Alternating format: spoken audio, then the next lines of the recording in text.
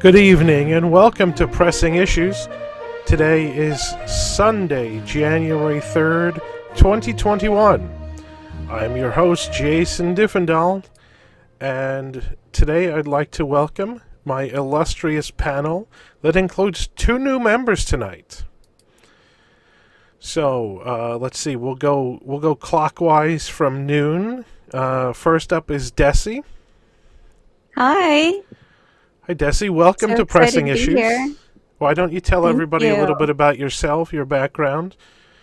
Okay. Well, I am from Florida, born and raised, been going to the parks since the 80s. I won't say which year because I don't want to date myself. But I am a Disney fanatic, and I have two young boys, Irish twins, about to be 1 and 2. So really excited to be here. All right, well, welcome. Thank you. Next, we'll move to Amy. Hi, Happy New Year, everyone. Hi, Amy. Go ahead and introduce yourself to our viewers. So I've been going to Walt Disney World since 1981. That was my first trip. And I was in Epcot for the year of the opening. I didn't get there for the opening, but my grandparents took me there after it opened. And not a lot was open still. It was kind of similar to what it is now, lots of construction. I teach figure skating for a living, but in my previous life, I worked for a nonprofit standard setting body in engineering that has something to do with the technology behind a lot of all this stuff. So I've got to work with people that have done a lot of the engineering technology behind film, movies, and rides. Cool. Sounds like fun. But welcome to Pressing Issues. Thanks for coming on tonight. We will, let's see. So, Rich, welcome. Rich is not a new face. Although he hasn't been on here in a couple months. I haven't been on in a while, but no, I definitely do not have a new face. The face has been around for a long time. And Ron, welcome back, Ron Deanna. Oh, Ron's muted. Hey, Jason. Hey, everybody. Hello, Ron. So we are going to kick off tonight's episode with a timekeeping segment like we normally do. We have actually 2 years to catch up on at this point because we were off last week. So we're going to be talking about 1980 and 1981 tonight. And before I throw it over to Ron, I'm going to play our little video introduction because I think it's pretty cool.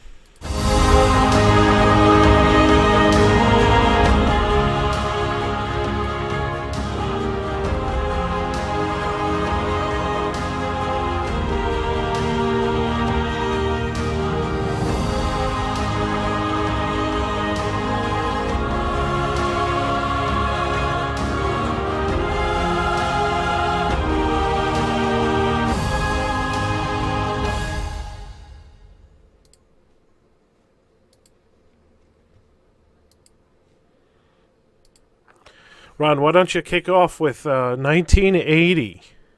Sure. The big thing, obviously, in 1980 was Big Thunder Mountain Railroad opening. I think it was, it opened officially on November 15th, but it started its, really operations back in September 23rd of that year. But we just did a real Back to the Future on that just, a few weeks ago, so we're not going to get too into the details. But this was, the continuation of what was supposed to be the Western River Expedition. That was cut when Pirates was there, but some sort of runaway railway was always intended to go in that spot. But it really did balance out the park.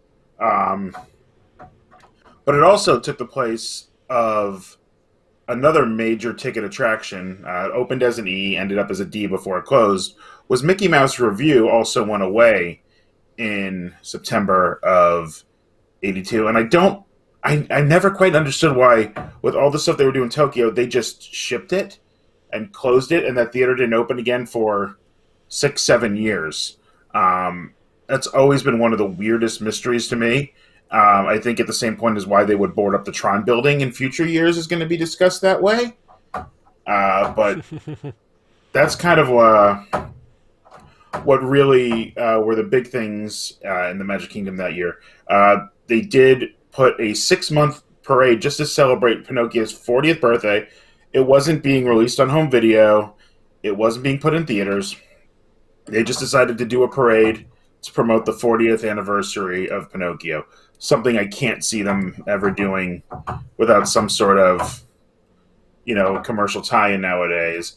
And the other one, other thing that happened in Magic Kingdom that year of real note was Magic Carpet Around the World came back to the Circle Vision 360. We had a little bit of, issues confirming this because Disney's own official history sites on D23 don't acknowledge it came back at that point. But thankfully, I've got a file folder of park maps here from basically every year up until that point to know when it came back. None of these things are really the most groundbreaking. But I think the biggest groundbreaking thing in 1980 was the switch of the ticket system. It wasn't an overnight switch from the per ride tickets. It was a slow, gradual process that ends in June of 82. But 1980 was the first time regular guests, Magic Kingdom Club members could get, I think in the end of 79, they started introducing the multi-day passports. But this is a 1980 two-day ticket. Not mine. Well, now it is, but not when I would do. I think I went to the parks at this age, but I would have been a complete infant. So you didn't need a ticket. No idea. Right. The interesting thing is you would actually have to have these displayed and hung on a shirt button or some way for people to see that you had these so you didn't get ticketed on rides. Yeah, you wouldn't have to hand in the lettered tickets to get on a ride. It was like the all-access pass. Right. Basically everything except the shooting gallery, Penny Arcade. I think at one point the carousel might have even been excluded. That just... I didn't see that directly said, but I saw something that kind of hinted at that. So this was all really in preparation for the opening of Epcot, because when Epcot opened, they switched completely to full-day tickets. They got rid of the lettered tickets, and so getting people accustomed to a multi-day pass, even if it was just for the Magic Kingdom, like that one that you just showed, was a step in the direction of getting rid of the individual ride tickets altogether when Epcot opened.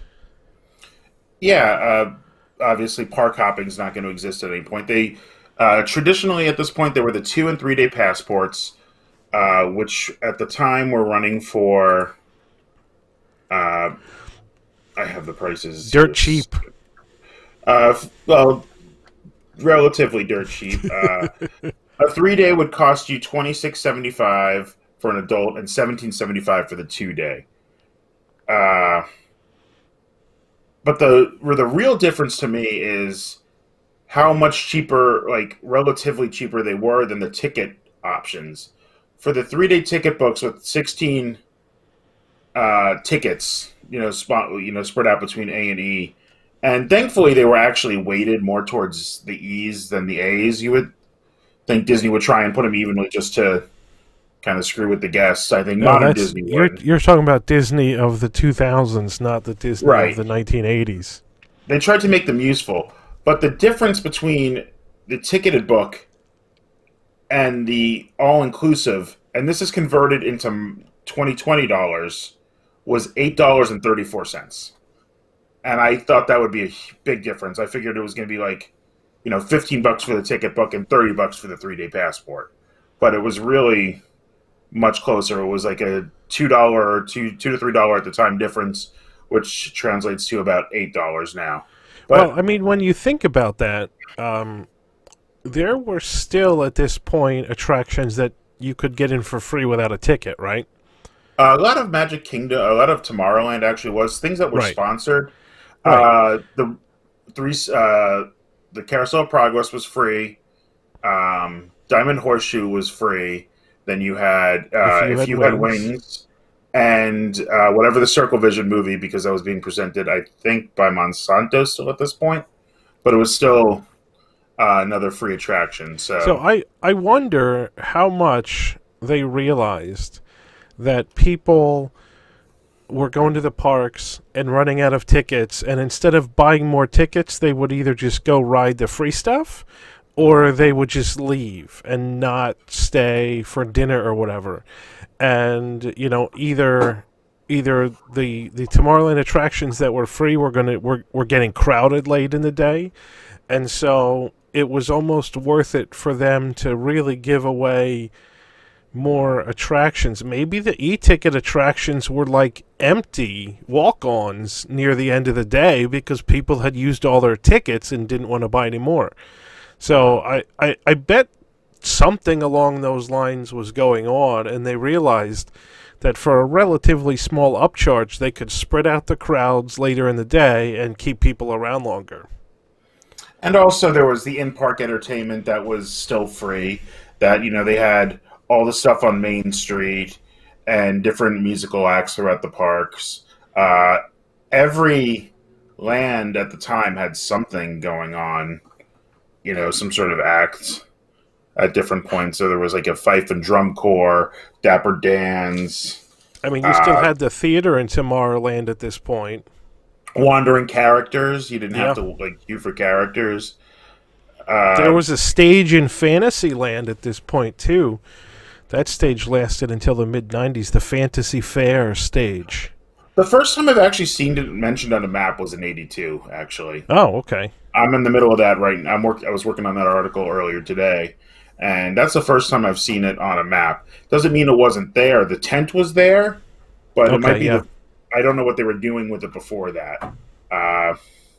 Just different thing. Like the maps are the best piece of history because they're a record of the time, but at different points, like I'm having a hard time going with the Snow White's Adventure, Snow White's Scary Adventure, because I've seen one year call them both. In like the wider map, it said one thing, and then in the attraction description, it said the other. So things like that aren't always that clear, even when you have these kind of first-person records here, these primary sources. That's the big stuff for '80. I mean, I think the tickets is a big deal, and it became what we know of the parks today. Didn't exist before that. Another fun thing I found out, like starting in '79 and continued through the early '80s until Kodak took over all the camera sponsorships, was you could rent a Polaroid for free. You just had to buy film and leave a deposit. So they really wanted to. Polaroid was the sponsor for a fairly brief window, it seems. I think they came in like '78 or '79, took over the camera shop on Main Street from GAF, who was the map people at the time. Right. And then they start getting slowly pushed out by Kodak once Epcot opens. Yeah. I think you could. I think you could rent a Kodak camera once Kodak took over the camera centers. I knew you could rent a Kodak camera. I don't know that it was free or not. Yeah, these were just free. You just had to leave a deposit. I don't know if you actually had to buy film from them, but if you had bought film otherwise, Sure. you could do it. But I mean, I remember I was, in the early '80s, I was a little kid, but Polaroids were a huge deal. Oh, they were the best. Yeah. Absolutely, they were the best. I mean, we've talked a lot about the Epcot developments, but at this point, things were fairly well settled. Things would move around a little bit, but the concept art you see is almost the final design. I mean, construction was going vertical on certain things already at this point. Uh, Stuff was being prepped off-site for show scenes, so Yeah, most of the plans were locked in. I should mention at this point, because somebody had emailed me that they couldn't find the Epcot planning and construction segment that we did during the marathon show.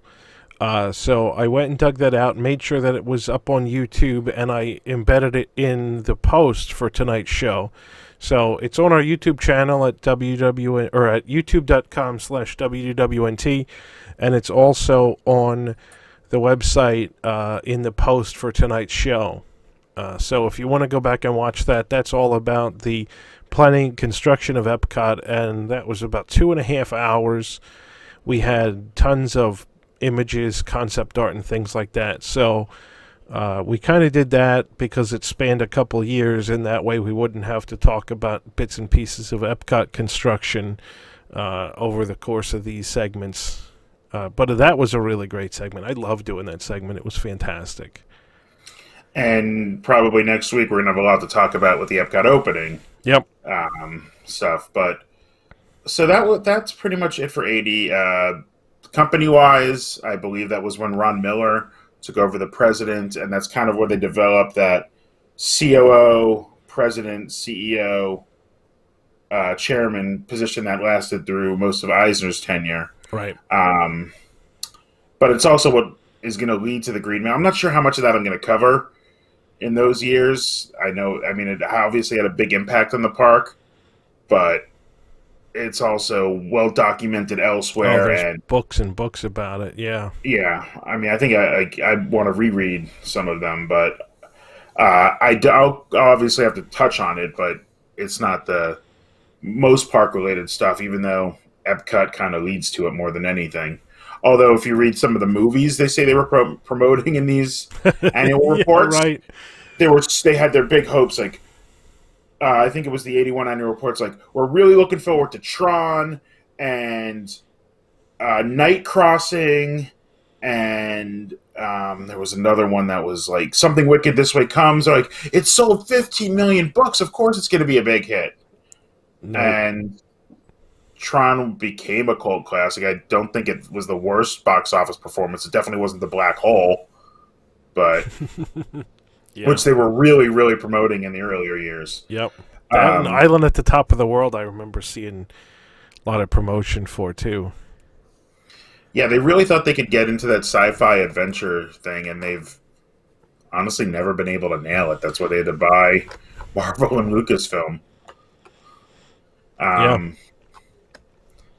So 81 is a lot of basically the Tencennial as a holdover till Epcot opening. I actually don't know what this still is from. This was a piece from my father-in-law's collection. That's just a poster board mounted picture of the Tencennial, but that's usually hanging in my daughter's room. I thought I'd put that up here. Tencennial was a parade, and the Disney World is Your World show, which took place on the Castle Forecourt and then moved to the Tomorrowland stage afterwards. But the parade was very, very park themed. All of the units were based off different lands. We have a castle float that kind of reminds me of the Crystal Castle float we get later, but it's more of just like, I'll call it the Mr. Toad version, which is cardboard flats, like non-dimensional sets where people are dancing through. And it's not heavy on the princesses. It's heavy on dancers and people dressed up like those characters. Like Jungle Book characters were big in the Adventureland, and Country Bears show up in Frontierland. Donald's riding, like, and the rest is just the Fab Five kind of characters just going through. That's kind of what they do for the Tencennial stuff. 15 year is going to be another big year. 20 year they did a little bit. I mean, we got Spectral Magic for that. 25 year, obviously the castle, but since then, it's been really, really quiet on these big anniversaries. we were hoping, who still knows what's going to go on this year, For but the 50th, yeah. yeah. But with the Epcot prep, this is when they take out the Walt Disney story for about a year and put in the dream called Epcot. This is a 15-minute film, discusses everything that's going to happen, including stuff that really doesn't right away. There was a model. I couldn't find any good Disney stock photos or, that weren't somebody's home photos of the model section there to use. But I did post in line with our 1981 article, Disney put a pretty good version of that film on YouTube, about 4 years ago for the 35th? So that's on there to watch. It's a great little, thing. It's does what it does. It sells the park. And and it really was almost complete. Like, you could see, like, spaceship, like, the facades of all of Future World are there. Show buildings and some of the sets are going up in World Showcase. The lagoon is dug. And Jason, I was trying to find the exact details. I saw two different numbers, and my math leaned towards one of them. How big is World Showcase Lagoon? Do you know? Oh, I don't know off the top of my head. I've seen people call it 40 acres, but I did the math giving it circumference, and I thought it was like closer to 70 acres. I don't know. That whole thing was, there was a small lake there, not huge at all. That was man-made. They dug all that out, not very deep. I think we were discussing that last time, and I think some of the figures I saw, it's 25 feet at the deepest, which is still deeper than we thought. But, yeah, I don't think it's all 25 feet deep. No, I think that probably was 25 feet deep. Yeah. But all that was being done. Stuff was being done off sites. Animatronics and sets were being constructed. So they were well on their way. One of my favorite photos ever you'll find in the article is and you've seen this one, I'm sure, Jason, the Italy Pavilion, some assembly required. Yes, yep. First time I saw that was in that big Imagineering book that came out.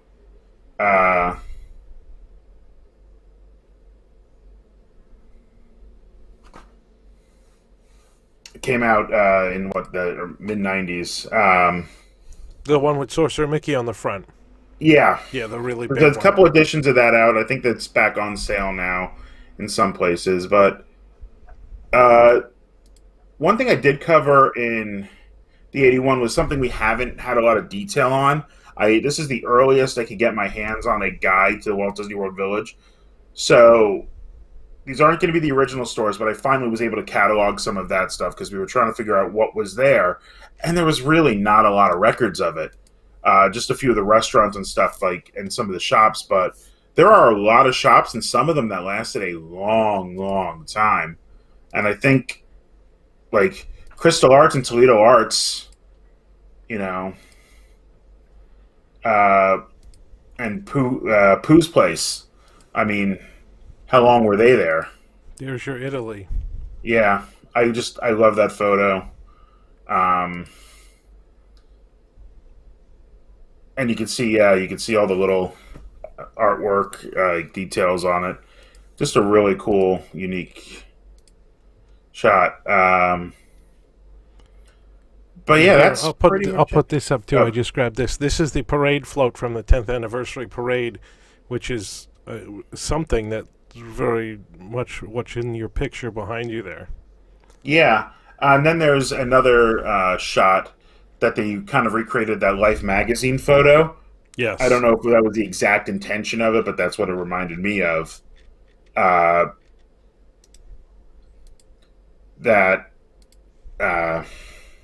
overhead shot with 5,000 cast members, which is about what the park, which is roughly what the park had when it opened. At this point, the resort had about 15,000. So this is about a third of the entire cast is supposedly in this photo. Yeah, I mean, yeah, it would make sense. Man, look at those trees and everything. So much better than 71, but still a lot of stuff we've lost over the years. Yeah, I mean, I just marvel at how clean the front of the castle looks and how junky it is nowadays. I hate the castle forecourt stage nowadays. I don't mind the stage, and obviously there is a stage there because they were presenting. Oh yeah, there's a Stuff stage there. on It it. just doesn't have big stupid things on it to ruin your photos. I think they've lost the balance of fantasy versus reality castle towards it, and it's just a weird balance that's not serving either anymore. But I'm trying. I think that's really about it for these years. I mean, obviously, I was born in January of '80, so this is the my parents were regulars, and we moved to Florida in '80, so we did start going. Um, at this point, my earliest I remember being there was probably '83. But that's I know I was there at this point, so finally Yep. caught up to me. Alrighty. Well, thanks, So Ron. I just wanted to Go ahead, Rich. to add Yeah, something. sure. Talking about the ticket books triggered a memory. I think it was from Werner Weiss, so either Yesterland or one of his interview books. Another possible reason for the combination ticket books was that to give it more of a resort feel in this line of thought anyway, because there's several ski resorts and several of the big hotels and the Floridian resorts, where you have a spa and dinner and everything It's else. kind of We're like an moving to the all-inclusive. doing an all-inclusive thing, and you had to wear a tag. And so the theory goes that maybe Disney was looking at that, wanting to kind of upscale, their look and feel and experience a little bit, and they copied that sort of approach, which was Sure. another reason for going to the all-inclusive ticket. That I makes wonder sense. if jerks like who came back from Disney vacations, like the people that come back from ski vacations with the lift tickets still It's hanging still on on their jacket. coat for like the Yeah, rest of yeah. the winter. Yeah, right. That's where I've been, yeah. Yep. And like the people that have like 8 of them, I'm like, you had to have taken those off to go skiing then because you the put them the back lift on chair people would have purpose. been just furious at you. So you put them back No, on when you you're done. have to see the collection. I mean, that's really the I same do. as like Nick wearing his running medals for like the next month after the race is over. Okay, one thing I did comment on in the article, I might as well kind of show, is how the guides changed. This is the type of guide. This is from '76. This format was what you saw a lot in the '70s. Obviously, they changed from year to year with like the way the maps and stuff were done on the inside. But in '77, we switched to these kind of books, and these will last up until Epcot. Oh, Epcot never had these because these were being put up by Polaroid at the time. But these go through '83 at the Magic Kingdom. They changed to a little more stylized interior. This is the first one you actually see the wheelchair notices on, like what has wheelchair access. Peter Pan does not, but the keelboats somehow do. So it's these are great little time capsules, and yeah, definitely my source for a lot of info. Yep, good stuff. Good stuff. All right, well, thanks very much, Ron. And All right, I will see you again next week, and all right, have a good show, everybody. thanks. Have a good night. Thanks, Ron. All right, so let's switch it over to this, and now we can get on with our discussion. So, first thing that is at the top of the list for discussion tonight is what happened on New Year's Eve at the Magic Kingdom. Magic Kingdom closed at 11 p.m. on New Year's Eve. Disney had been announcing for months that there was nothing special happening. There was no fireworks or anything for New Year's Eve. The park was closing before midnight, and so essentially, there was nothing going on. There was no reason for people to stay after the close. And then what ended up happening was that people sort of just camped out on Main Street for an hour after the park closed, and Disney didn't make them leave. and there were just hundreds and hundreds of people gathered on Main Street in front of the castle. And then when the clock struck midnight, there was a countdown, sort of spontaneous countdown in the crowd to midnight.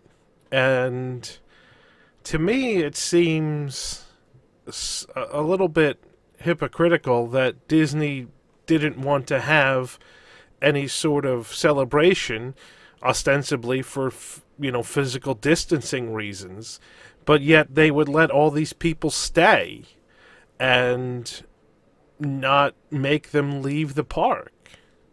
So They actually go ahead. They actually have a policy where they do not ask guests to leave. This was not Normally they don't. I know limited. that. That's fine. That's completely normal. I mean, I've been in Epcot at 3 a.m, but for a time like this where they have all these protocols in place to enforce physical distancing, I'm not sure that policy is necessarily one that they want to, put front and center, that we're not going to make anyone leave the park.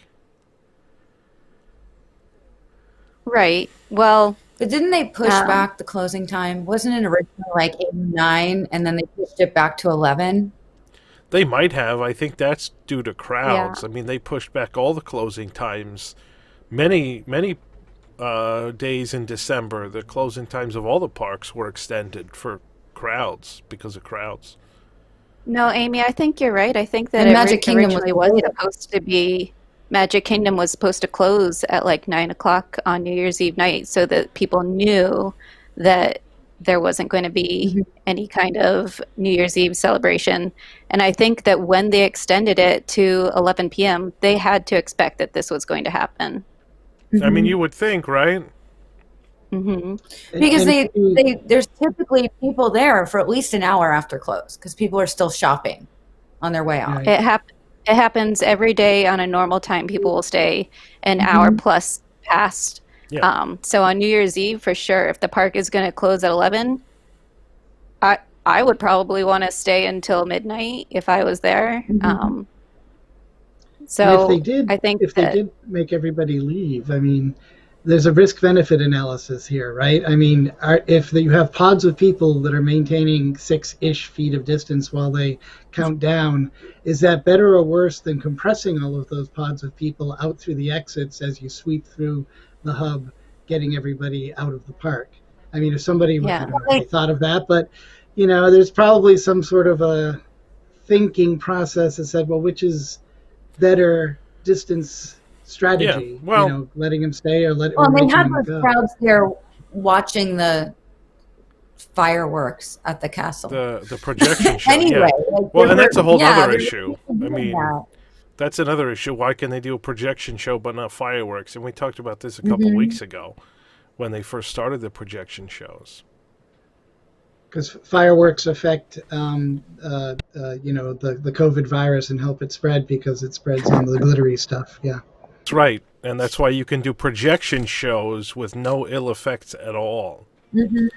Right. It's also related to 5G, but that's another story. Well, not to mention And why that... couldn't they have done a fireworks show, at least for the people that were in the resort hotels? They could have done that. Oh, I mean, they could do it now. a lot of hotels in the area did that. In fact, if you watch some of the videos that have been out, there are multiple locations you can see all from one spot, and the only place that didn't do that was Disney. Yeah. I mean, there were just a couple things that I think they didn't really think through. Just a couple? Well, a couple for this instance. But like as you said, the original closing time was 9. If they closed at 9, people were not going to stay until midnight. Right. I think that's Exactly. pretty certain, right? So I mean, whether I knew when they pushed it back that I'm like, oh, was people gonna are going to step. yeah. Yeah. So it seems like they keep relaxing their policies and keep relaxing their restrictions At first, well, you can't have any fireworks or shows because people are too close. Then it's okay to have projection shows, but not fireworks. Must have nothing to do with money involved. It must just be the fact that projection shows are less contagious. I mean, you can't have Festival of the Lion King because of COVID, but you can clump thousands of people in front of the castle to watch a projection show. You can't have Phantasmic because that's too many people in the same space, even though it's completely outdoors. But you can have them all stand around on Main Street. So my problem with all this is not that they did it; it's that they do certain things but not others, and the excuse is COVID, but in reality, the excuse is money. And the two of you who are a little bit new here probably don't know that we at WDWNT have a saying, which actually originated back when Shanghai opened, because money. So it's not because money. COVID; it's because money. Well, and they're it's saving really thousands of dollars by cutting the fireworks. I mean, that's right. That's the whole point. Yeah. So it's really a bit disingenuous of them to say we can't have fireworks because of COVID, because it has nothing to do with COVID. It has to do with money. And they could have fireworks if they wanted to, and it would be no less of a health risk than the castle projection shows. But they won't come out and say that we're not having fireworks because money. The same reason they won't come out and say that, we closed Festival of the Lion King and Finding Nemo musical because money. It's not because of COVID at all. It has nothing to do with the health of... Well, Phantasmic, that's a really expensive show. Sure, but it And it's also holds a outdoors. heck of a lot of people and is super easy to social distance. And same with Yeah. Rivers of Light. I mean, the Rivers of Light theater was half empty most nights anyway. So And there were how no hard fireworks would it in that be? show. What's that? Yeah. They've been trying. And there were they've no been looking for fireworks. excuses to get rid of it. Yeah, that's right. There were no fireworks to increase the contagiousness of COVID. The theater's half empty on most nights anyway. They cut most of the live performers in that show.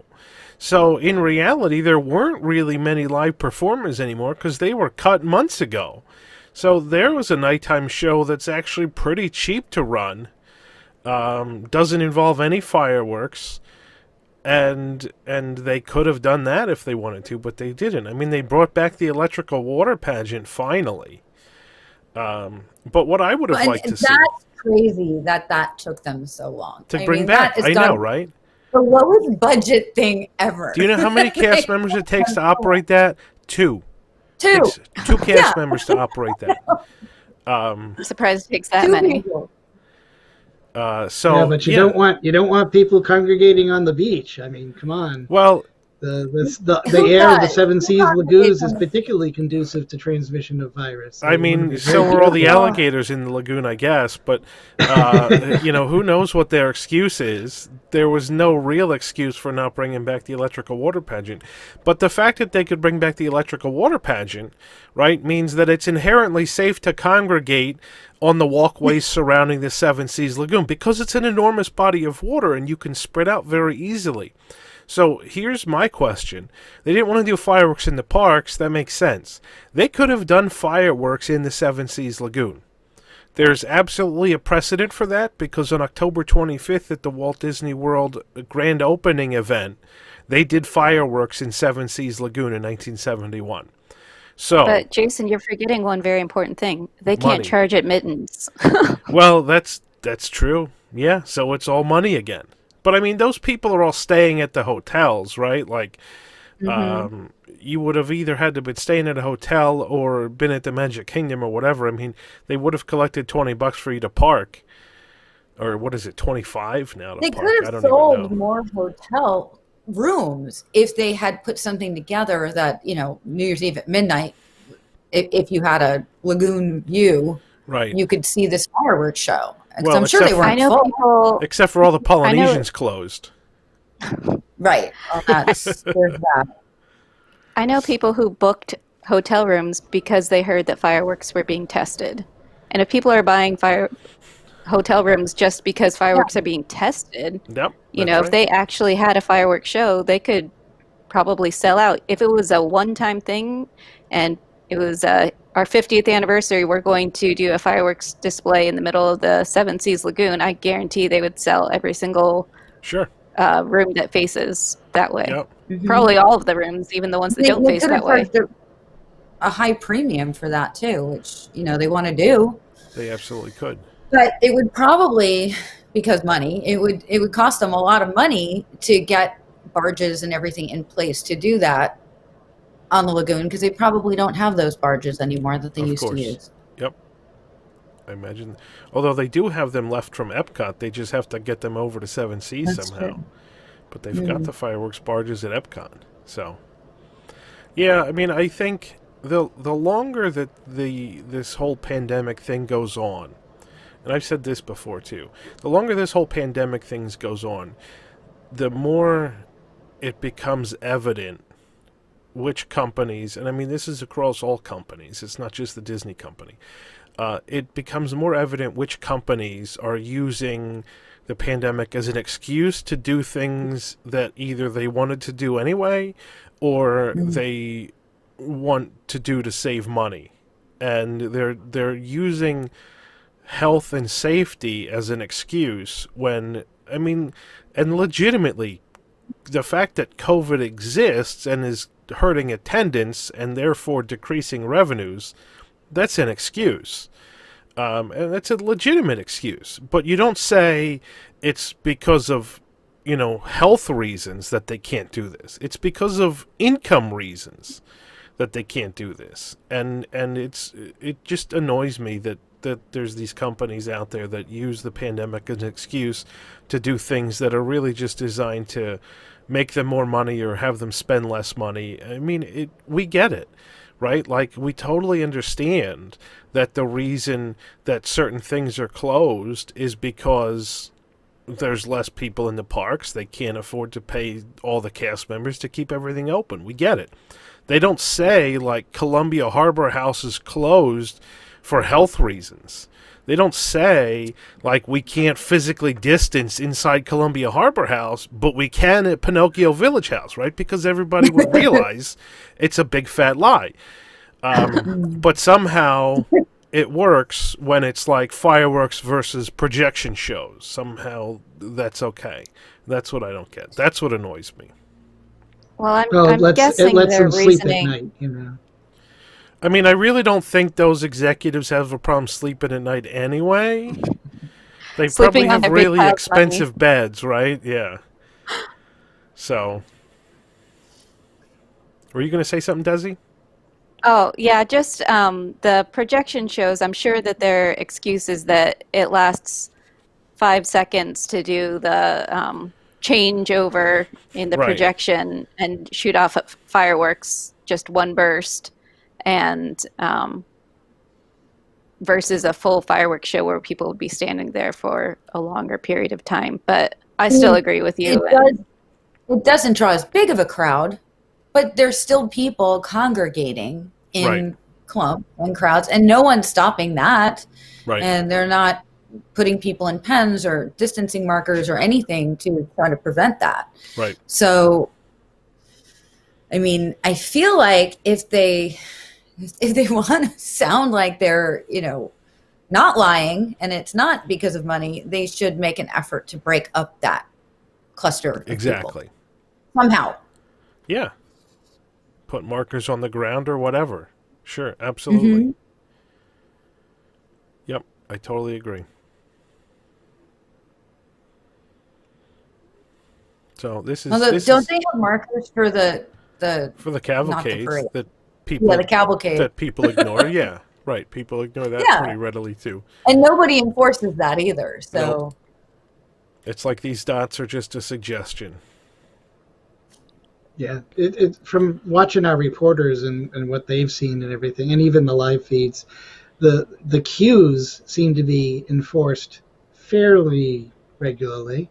But out in the world, I mean, the choke that is Small World and Peter Pan, between the lands is still a choke point, and there's no way to maintain social distancing at 35% along that corridor. So, yes, I mean, I exposure would is say time plus virus, but still, that's a lot of people close together for a few minutes. this is why I tend to go to the parks later in the day as opposed to earlier, is because it is more crowded and feels more congested in the morning and mid part of the day versus the late afternoon. Evening, I have not had that same kind of problem in the Peter Pan Small World area. I've even walked onto Peter Pan towards the end of the day. Yeah, no, that's definitely the way to do it. Especially now So in the winter when it gets dark earlier, you get a bit of the nighttime at the parks feel, which we didn't have all summer. Yeah, true. what do we think capacity really is? Because it doesn't look like, I mean, I haven't been there, but it doesn't look like 35% It's to more me. than 35%. I guarantee you it's more than 35%. It looks In like August- normal. It's probably close to 50. I mean, the thing is, so there's a bit of a catch-22 here, because you look at the crowds, you look at the lines, and the lines are ridiculous, right? Like the Haunted Mansion line and the Splash Mountain line meet somewhere near the Country Bear Jamboree. It's ridiculous, but those lines are all distanced, right? Like Rich said, the social distancing that happens in the queue lines is pretty well policed, and it's pretty easy for people to do because there's markers on the ground and it's a single file for the most part. So it's not the lines that are the problem. It's the lines and how much they take a space in the walkways. And therefore, you have more crowding in the walkways because you have less square footage of open space in the park, essentially. And so, I mean, I think depending on the pictures you look at and things like that, I mean, I have to think capacity is probably at 50% at this point. And the other thing about capacity you got to remember is that normally park capacity takes into account the number of open attractions and shops.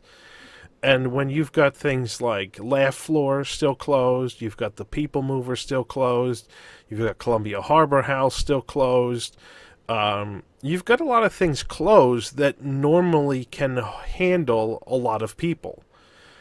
So on top of the fact that, if capacity on a normal Christmas week, right, when everything is open and everything is operational, if capacity is 100,000, which is a number people throw around a lot, I don't know if it's accurate or not.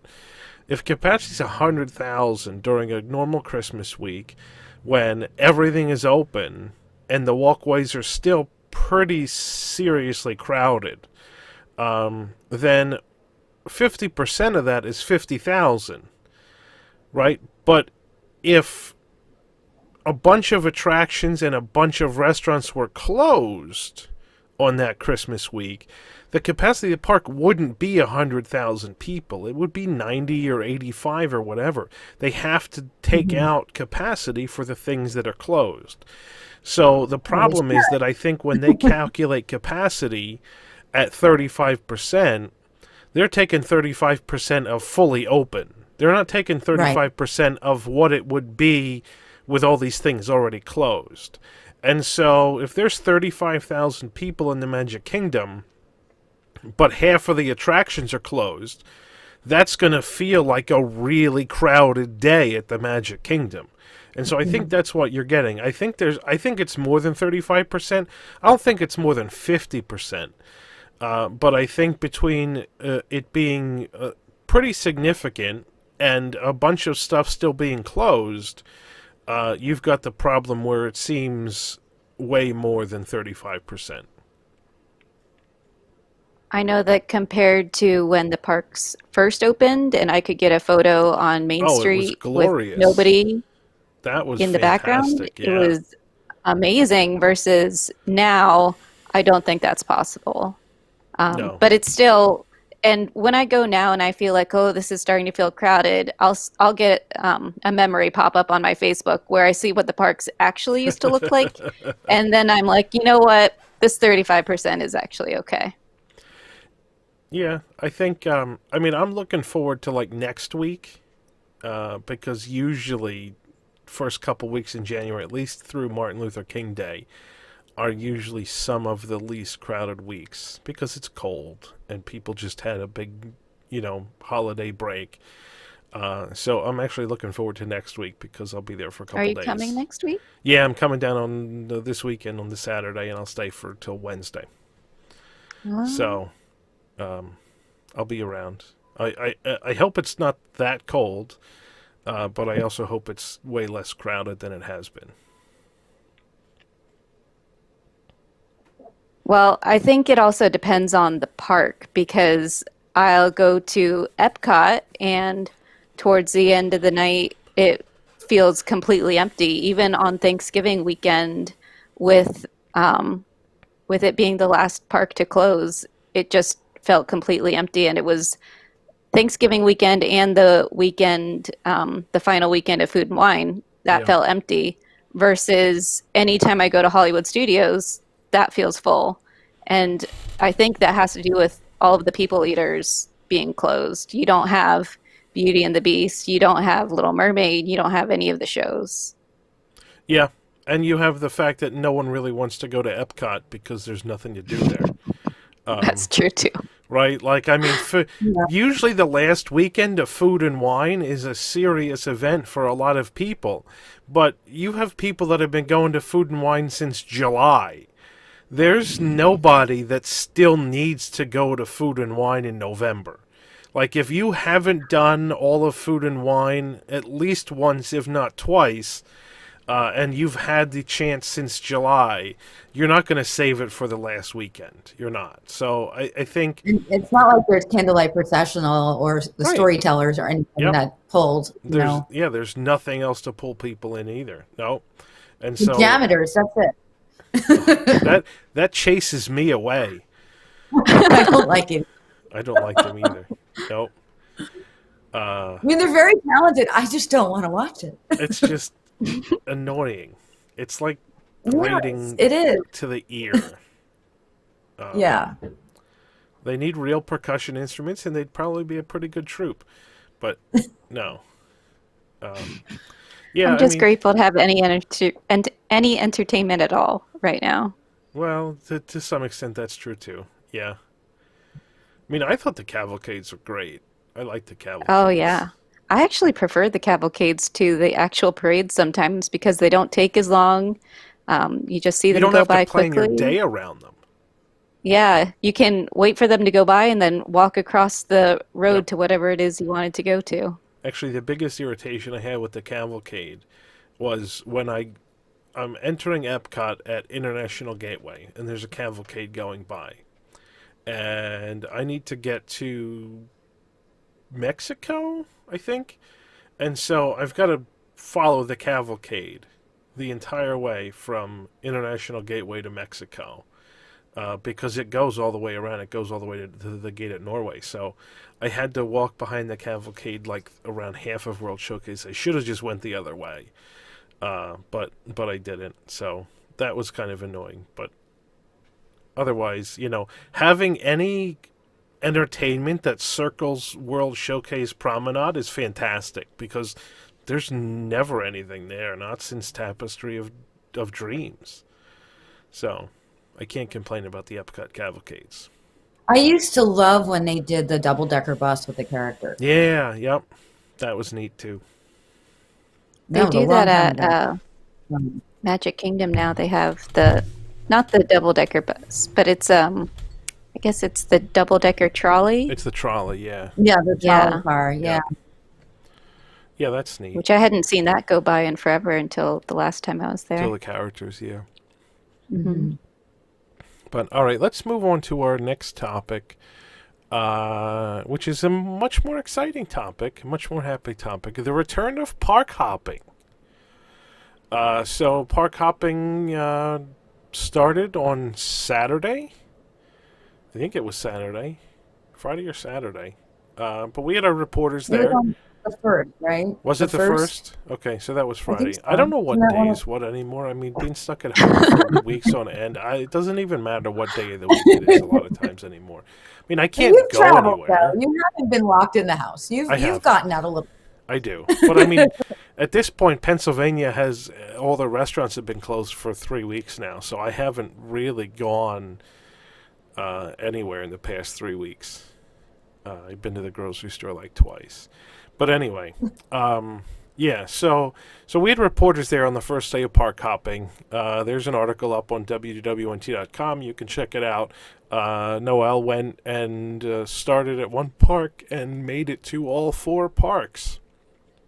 Wow. Via the park hopping system. She took the designated park hopping buses from park to park. Obviously, there's no monorail to Epcot from the Magic Kingdom. There is the Skyliner. She took the bus from Studios to Epcot, but there's the Skyliner that would work too. The guy on the bus actually asked her, how come you're not taking the Skyliner? And she's like, because the instructions said, here's the park hopping bus. But yeah, she could have taken the Skyliner too. But yeah, so it looks like park hopping's back, and all reports that I've seen over the past 3 days now have been rather positive. No parks have gotten filled to capacity, at least not that we've seen from the park hopping situation. So the concerns that, everybody was going to go to Epcot in the evening because it was open the latest, that hasn't seemed to pan out. And you would kind of think if to it go to Epcot. well, Yeah, there you go. exactly. Nobody wants to go to Epcot anyway. I mean, you would kind of think if it didn't happen over New Year's weekend, it's certainly not going to happen going forward. And so you've got park hopping. The people. One of our reporters went park hopping today from Magic Kingdom over to Epcot and had no issues. The fact that they scan your bands before you get on the bus is a huge plus to let obviously to make sure that you've been in the first park and that you have a legitimate park ticket to get into the second park. There's a hotline, plus there's guest relations you can ask, but there's a hotline to call to make sure that the park you want to go to is admitting guests. And like I said, as far as I know, no park has ever filled to capacity with park hopping to the point where they weren't admitting anyone who wanted to hop to that park. So I think that's great. I think it brings back a level of flexibility that is sorely needed. Even with the reduced park hours, there's reduced park hours, but there's also reduced park attractions. And so, even at studios, I mean, most of the times I've gone to studios, I was ready to go after my boarding group was called for Rise the Resistance, whether that was like noon or 2 o'clock or whatever. I was pretty much ready to go at that point. So, there's only a handful of attractions at studios that I would really be interested in doing. And so I would, after my boarding group was called, I was ready to go. And not being able to hop to a different park and do something else for the day was I mean, for me, I didn't mind. I had plenty of other things to do. But I'm not a Springs person. I don't really like to go to Springs, and I tend to avoid Springs if at all possible. I wouldn't go to Springs right now. I feel like it's the least safe area in all of I Disney agree. World. Absolutely, I agree. Really crowded. Yeah, it's always really crowded. And I mean so I avoided Springs. I was down over Thanksgiving. I avoided Springs that entire time. Didn't go to Springs at all over Thanksgiving. When I was down in the middle of December, I went to Springs once because we dinner at Wine Bar George. It was a Friday night, but again, it wasn't like Christmas week. So it was it wasn't too bad. And I mean, I parked I went to Wine Bar George, and I left. I don't really like going shopping. If I'm going to go shopping at Springs, I'm going to go during the day, not at night. So, but really, park hopping's great. I can't wait to be able to take advantage of it next time I go next week. I think it. I think the big plus is dining. I mean, if you're there and you want to make a dinner, can you make a dinner reservation though? How does that work? You can. I mean, you could actually make dinner reservations at Epcot without even having a park pass for Epcot. Okay. You could always do that. They never restricted that. Because obviously, if you don't go to your dinner reservation, they collect your $10. Your $25, yeah. Right. So it's like they don't care. So you could always make a dinner reservation without a park pass. Okay. And I know some people have done it because the park was booked and they made a dinner reservation and then just kept trying every day to see when park passes opened up and eventually made it. So, yeah, you could definitely make a dinner reservation without a park pass. I feel like the only people who can park hop right now are pass holders because until the park hopping was available, who was even buying a ticket that allowed park hopping? Well, I mean, the tickets now do allow park hopping, right? And so if you booked a package or whatever that includes tickets or something, you had the opportunity to buy park hopping tickets. Now, if you booked... But when you were making your reservation a few months ago, you probably just bought the single day tickets because you had no idea that park hopping was even going to be an option. But that's my only concern, is that it could get harder to do once people realize that they can buy park hopper tickets and it's a viable option again. Too, because I feel like it's confusing unless you're like all of us that watch people do this on YouTube and try it out and see if it works. You don't know, and most people, I don't think, get that super informed before they go to Disney. No, and then they figure it out as they go.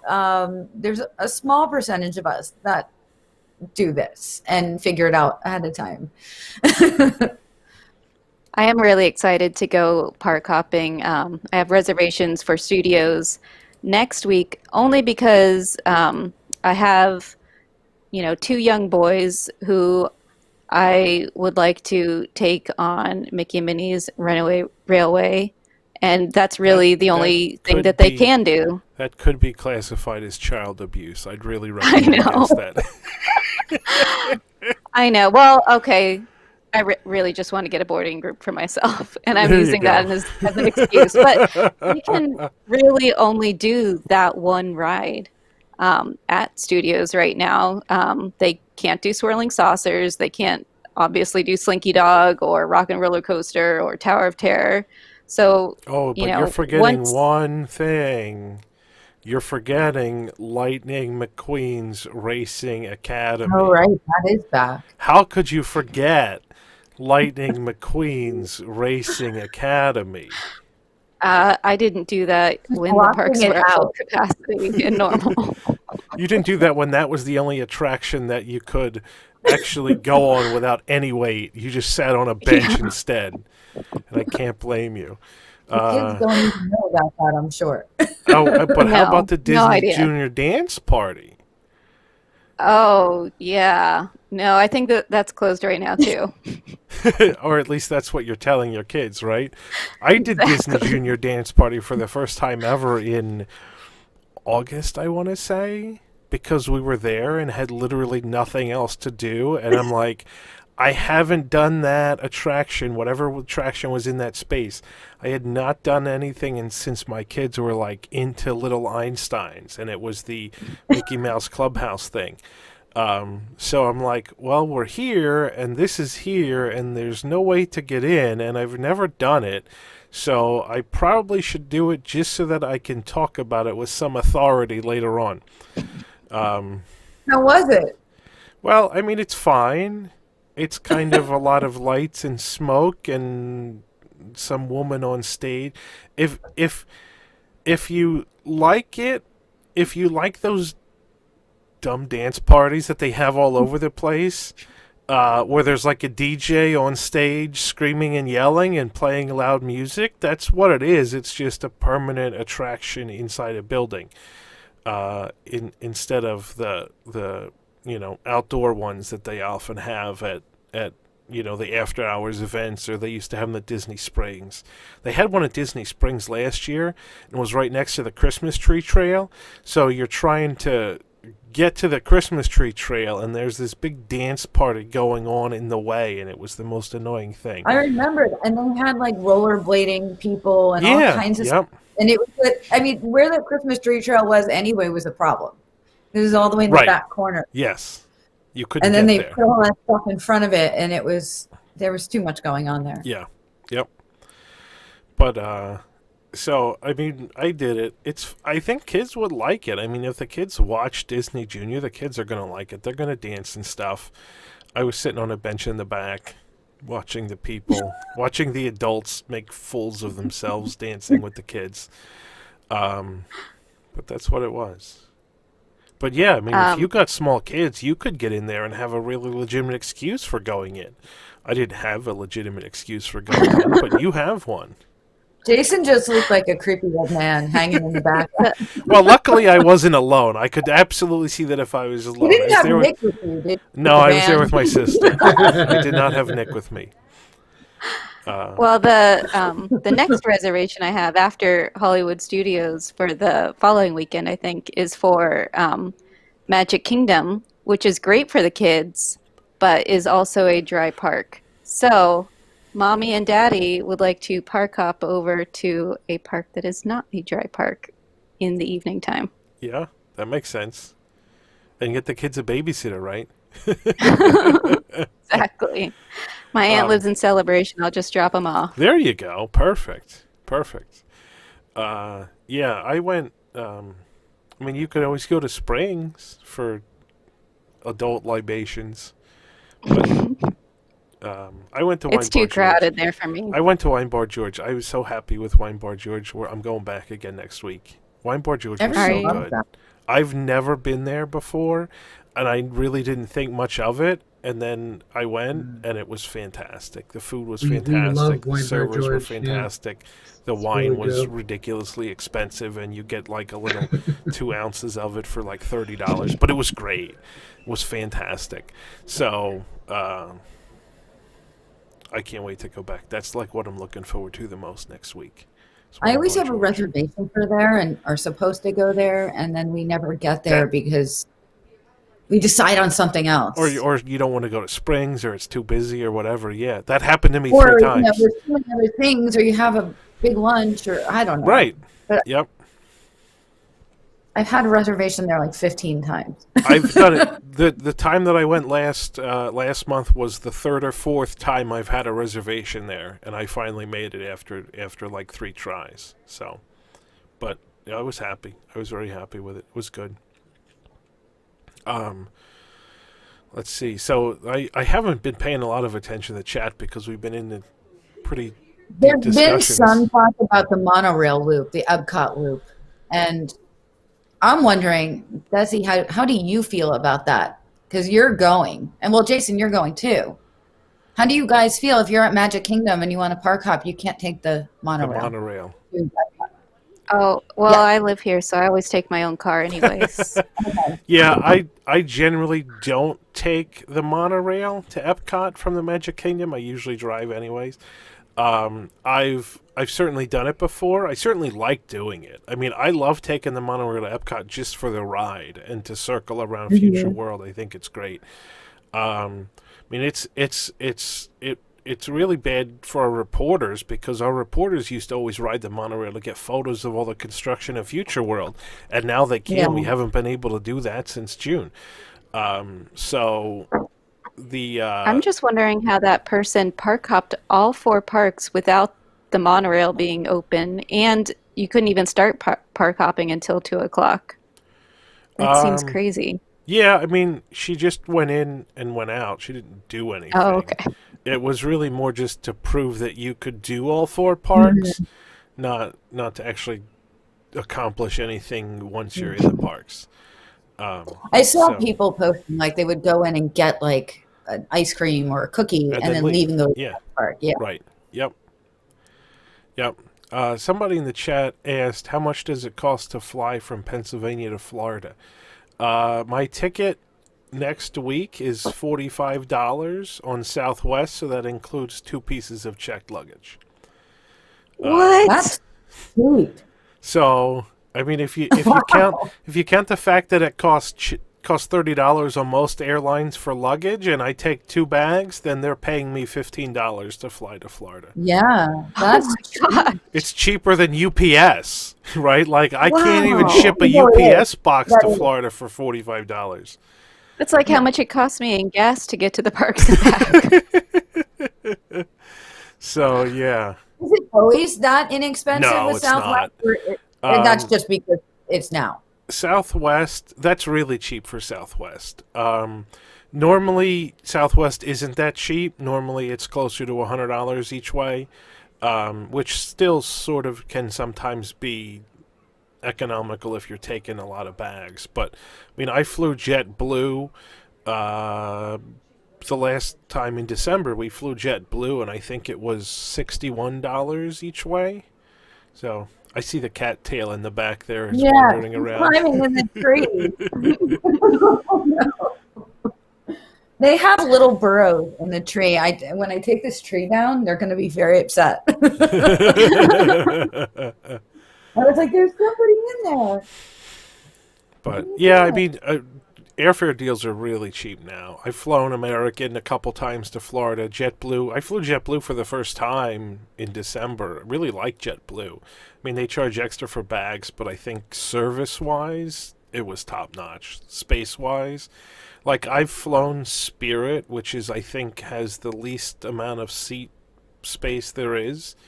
Like a 4-foot person is going to hurt their knees on Spirit. And I'm 6 feet, and so that was a problem. JetBlue has more space than Southwest, and Southwest is usually very comfortable for me. So I really enjoy JetBlue. I would definitely fly them again. In fact, actually, JetBlue next week was $26, Oh my gosh! but Southwest was cheaper when I added on a bag, right? So I went for Southwest.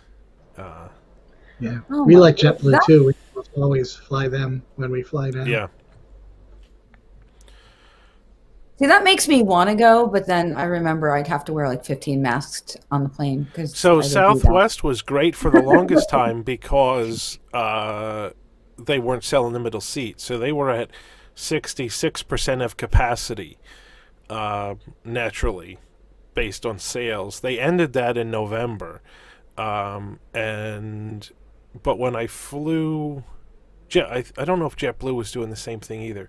But when I flew JetBlue in December, it was actually, we had a snowstorm, a nor'easter come through. That was the weekend the nor'easter came through. So I was flying out on a Thursday morning in the middle of December. It took me like twice as long to get to the airport as normal. And so there were a lot of cancellations on our flight. So I actually had I sat in the back and had 2 rows to myself. It was fantastic. On the way home, it was a lot more crowded. But in any case, what were we talking about? Oh, park hopping. Yeah. We got off on a big tangent. We Which somehow got on happens. to it. People were asking how much your flight was. Yeah, people were asking how much my flight was. So I've flown Spirit. People keep talking about Spirit and how much of a scam it is. I mean, I've flown Spirit before. The first time I flew Spirit, it was absolutely the most uncomfortable flight I've ever had in my life because my knees hurt. I paid for the upgrade to the bigger seats on Spirit, which is like a first class seat. I mean, instead of 3 seats to the row, there's 2 seats to the row on Spirit, and it costs $20 or $30 or whatever. That's so worth it. Like, if you want to pretend you're flying first class, that's the way to do it, is to take the really cheap fare on Spirit and then pay to upgrade to the big seat. Because that was a great flight. My dad's flown Spirit a lot. He'll do it from Florida up to Atlantic City because some of my family lives in South Jersey. And then my cousins live in South Jersey, so they do it too. I've never flown Spirit. I mean, none of them like it. They just do it. Yeah, I mean, I wouldn't do it. I wouldn't do it by choice. But if Spirit's the cheap, like I flew Spirit to, I think I flew Spirit to L.A. to Disneyland, and with the extra wide seat, it was fantastic. It was great. So, but you gotta, I mean, yeah, you gotta decide if you're gonna take a carry-on or you're gonna take one check bag or two check bags. It all depends, you know. It all depends on what you want to do. But JetBlue was great.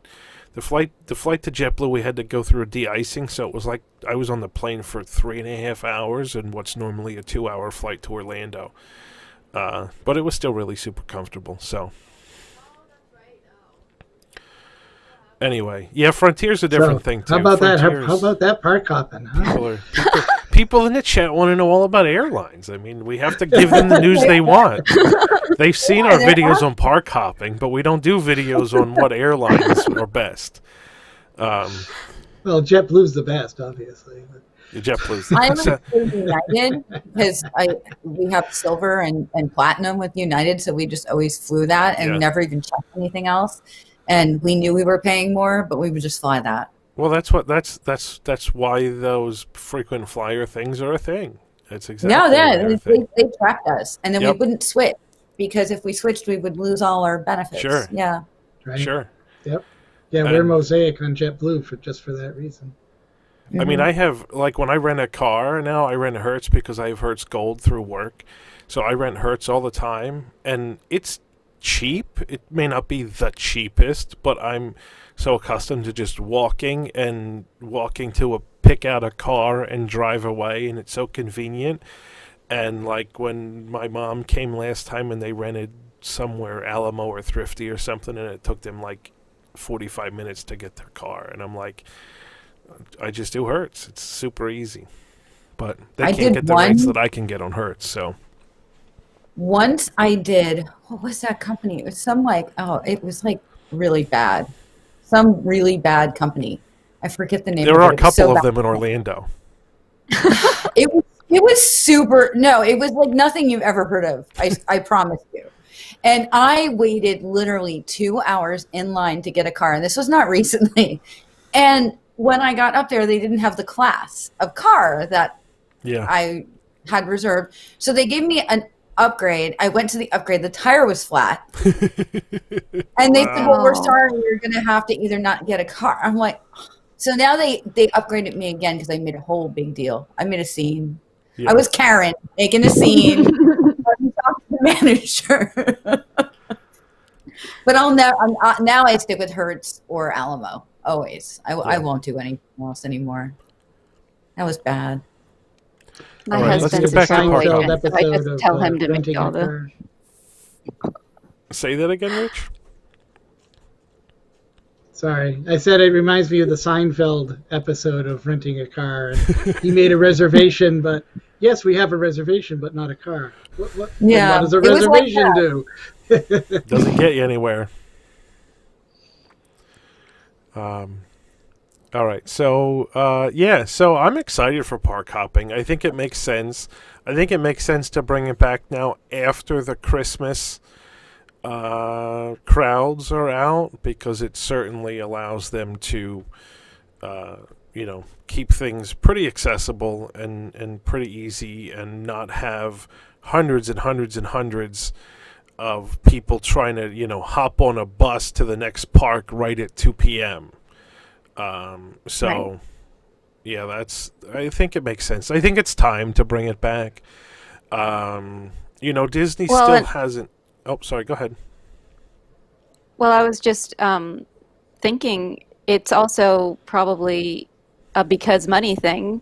Like when in timekeeping earlier, we were talking about the ticket books and how, there was only basically an $8 difference, and probably because they decided it was more economical for them to keep people in the parks longer and spending the money. Because, like I mentioned earlier, I love going to the parks towards the end of the day because they're empty right now. Yeah. I mean, I'm sure that the Epcot World Showcase restaurants and whatever capacity they're currently running at is a big factor in the park hopping, because most people are going to park hop to Epcot for dinner, and so obviously the popular ones like Le Cellier have been booked up, but I'm sure like Spice Road Table and La Hacienda and stuff haven't been full, and so people that want to park hop and go to Epcot for dinner are going to take a reservation at wherever they can get, even if it sucks. And, maybe that will get them to open like Rose and Crown that hasn't been open yet. Monsieur Paul hasn't been open yet. That blows my mind. So, yeah, hopefully they'll open more restaurants at Epcot now that people are going to be hopping over there for dinner. Maybe even Space 220 will open. People in the chat keep talking about Space 220. Maybe. I was hoping when I was there last November. November. Right? I was really hoping it was going to open then, and of course it didn't. It was already late by then. It was supposed to it open was. originally, the end of 2018? Something, yeah. I think late 2018, and then early 2019, and then never. And then it was winter 2019, and that's when I was like, oh, it's going to open one on there, and then it didn't. Nope. So, yeah. Even maybe the whole park hopping thing is a secret plan to drive people to Space 220, and it's going to open really soon. That's what we can all hope, I guess. Can you drive in space, though? I don't know if you can. But yeah, for us, park hopping is, I don't know if we remember how to do a parks without park hopping. I mean, we usually, go to a ride in Hollywood Studios, get a Cobb salad at the Brown Derby Lounge, go over to MK, go over to Epcot. I mean, yeah, it's been forever since we didn't park hop. I'm not sure we remember how. My touring strategies have changed a lot in the past couple of years. Because the kids are now older and we can do other things besides Disney. Like we spent a whole trip at Universal in July. So when the kids were really young, we used to just be able to go anywhere we wanted and do whatever we wanted from park open to park close. But we don't do that anymore now. So, and then there's always like, oh, I have to go do WDW News tonight because I'm here on a Thursday. And, I'll be doing pressing issues from Orlando next week because I'm there. So I don't spend as much time in the parks, but so I could go to a park and stay for a couple hours and leave, and that's often what I do when I'm there by myself. But park hopping, I think, is still a great thing. Tom and or Disney still hasn't really, I don't feel, made annual pass holders whole with how much they've paid for their pass and how much they haven't been able to do. And so, like, they added on the number of days that they were closed, and then I think they added on an extra month besides that. They did. But, I mean, does that extra month make up for the lack of park hopping? I don't know. I mean, if you calculate what the value is of a month of your annual pass, it's, 1/12 of whatever you're paying. So it's like $50 for a gold pass, right? Or a Florida, whatever the gold pass is, it's like $50. Park hopping is probably worth more than $50 to most people. And by, there's 9 months worth of park hopping, that people have lost out on, 6 months since the parks reopened worth of park hopping that people lost out on. So, I mean, you could argue that maybe a month is about what people deserve, but in a situation like Well, this, and you can't always get a reservation for the park either. So I mean now more so, but beginning it was really hard for pass holders. It still Right. is, especially for Hollywood studios. If and I weekends, yeah. don't book it at least a month in advance, I'm not getting into Hollywood studios, or I have to take a random day off in the middle of the week. Yeah. Well, now you can park hop, which is good. But But I don't want to go if I can't get a boarding group. Well, yeah, that's right too. So, but you have to have the park pass to get the boarding group, and then if you don't get the boarding group, you wasted the park pass. So, it's a catch-22 in that situation. But I think, I mean, I kind of, well, I actually should say, I'm not surprised at all that Disney has tried to do the absolute minimum they can to make their pass holders feel like they've got a fair value. But to be honest, I don't know that adding a month onto your pass makes everybody feel like they've got a fair deal. I don't know that that's fair, especially with the lack of access to parks because of the park pass requirements. I mean, if you were a pass holder and, last year you could go every day in December. This year you absolutely could not. And so, did you get a fair value for the contract that you signed that was part of the sale of your annual pass?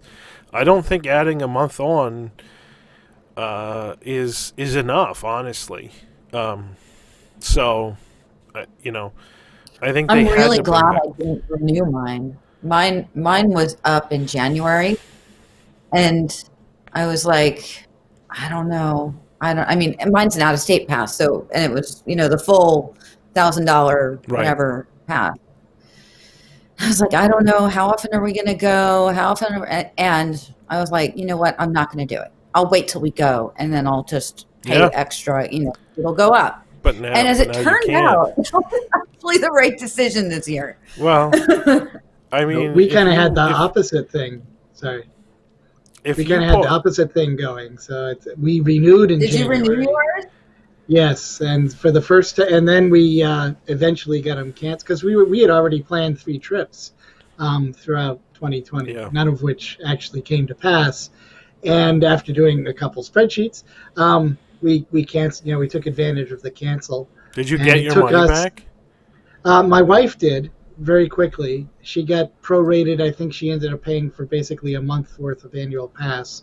I didn't get my refund until November because somehow they didn't realize that even though my wife paid for both of them, we wanted to cancel both of them. So I did end up getting prorated for basically only a month's use. But so for the first time in, I don't know, 20 years, we don't have annual passes, which Yeah. feels And very, now you very can't get strange. them back. And now you And can't. now, have them. now we have to Nope. wait to get them back, which Yep. is for the moment fine. But yeah, definitely looking. Now that park hopping's back, we're like, oh, if only we were there, we could pop into the parks and Yeah. do this I mean, and that. Up until this year, so I bought my pass almost a year ago exactly. It was a year ago next week. So I never actually renewed my passes all the time because I had it didn't usually make sense because I get a DVC discount on the pass anyway. The renewal price isn't that much of a savings, and so if I wasn't going to go for 2 or 3 months, it would actually make more sense to not renew and then buy a new pass and save the 2 months worth or whatever. And so I bought a new pass in the middle of January in 2020, and so now it's good through the April at some point. But yeah, the fact that you can't get passes anymore makes me absolutely going to renew mine. And not, I mean, even if I wasn't going to go They're to tricking the you. parks, well, I bet they are. Like it wouldn't surprise me at all that the day after I renew, then they're going to be like, oh yeah, here's annual passes on sale. I mean, they make so much money on annual passes. I can't imagine that they won't bring them back. Well, and so somebody in the chat was asking that too, and that'd be a good a good discussion for. We could spend hours on that. I think the problem is that I think the problem is that Disney doesn't use their data wisely, and so Shocking. yeah, right. Yeah, I don't know why they don't, though. And I remember, Jason, you had this as a topic, and I was commenting. I was in the comments, and Yeah. I remember you kept reading my comments. Because this is like, these days, this is business 101. It absolutely I is. was still working in corporate, we knew the cookies on every person on the website were connected Yeah. to their membership number, and we knew everything about them. Yep. And Disney can do that and chooses not to. I think I think the reason they choose not to is because I don't know that they choose not to. I think the people they have there are incapable of doing it. They would need to bring in people that knew what they were doing in order to be able to do that. And the primary example, and probably the one I talked about in that episode you're referring to, is the AP discount, right? Like they absolutely Just a ought to be button. able to track which AP holders get the AP discount. You know, like they ought to know. I spent $600 on my AP, but I bought so much merchandise that I saved $1,200 in AP discounts, right? Like they ought to know that. That's, like you said, business 101. You need to know your customer's spending propensity. And so... I mean, just for marketing purposes, not even to track to see how much, pass holders are actually, spending, but just for marketing purposes, like they should know that I always buy something with Stitch on it. Like, so that way when something comes out with Stitch on it, they could send me an email. Well, yeah, but then they'd send you an email and you'd click through and it would be out of stock or Shop Disney would crash and you wouldn't be able to get it anyway. So it's probably better they don't. But this is stuff they can do out of the box. I mean, I don't get how they don't have people there that can do it. Because you can you can do this with MailChimp. This is not like you need super it's so easy to do high, this. Sophisticated stuff. So maybe it's more not that they can't do it, but that they don't want to do it. I mean, we've had several executives say that AP people are not that profitable, which is up for debate. But if that's the mindset in the upper echelons, then maybe they don't want data that might show that an AP person actually earns them 3% more per annual income than a 7-day package person. Maybe they don't want to hear the data because it conflicts with the assumption. Who knows? They don't. How do they know? I mean, I would argue that I'm pretty profitable. I think that. Well, Tom is very a profitable. Right. Well, see, that's the thing. So it depends on what kind of tourist you are, really. And so, if you're an out-of-state person that comes 3 weeks a year, right? And like you buy your pass in January, and then you come like January and July and December, and then you don't renew for another 6 months or something, right? So you got 3 weeks of admission out of one annual pass. And you're the kind of person that comes and you pack peanut butter and jelly sandwiches and bottles of water to the parks and you stay at Fort Wilderness Campground in a tent. Maybe you're not the most profitable. At least you're on property. Yeah. Or maybe you stay at the Days Inn on one night. Maybe you stay at Sarah-Lago that my kids called Bug-a-Lago because our room was full of bugs the time we stayed there.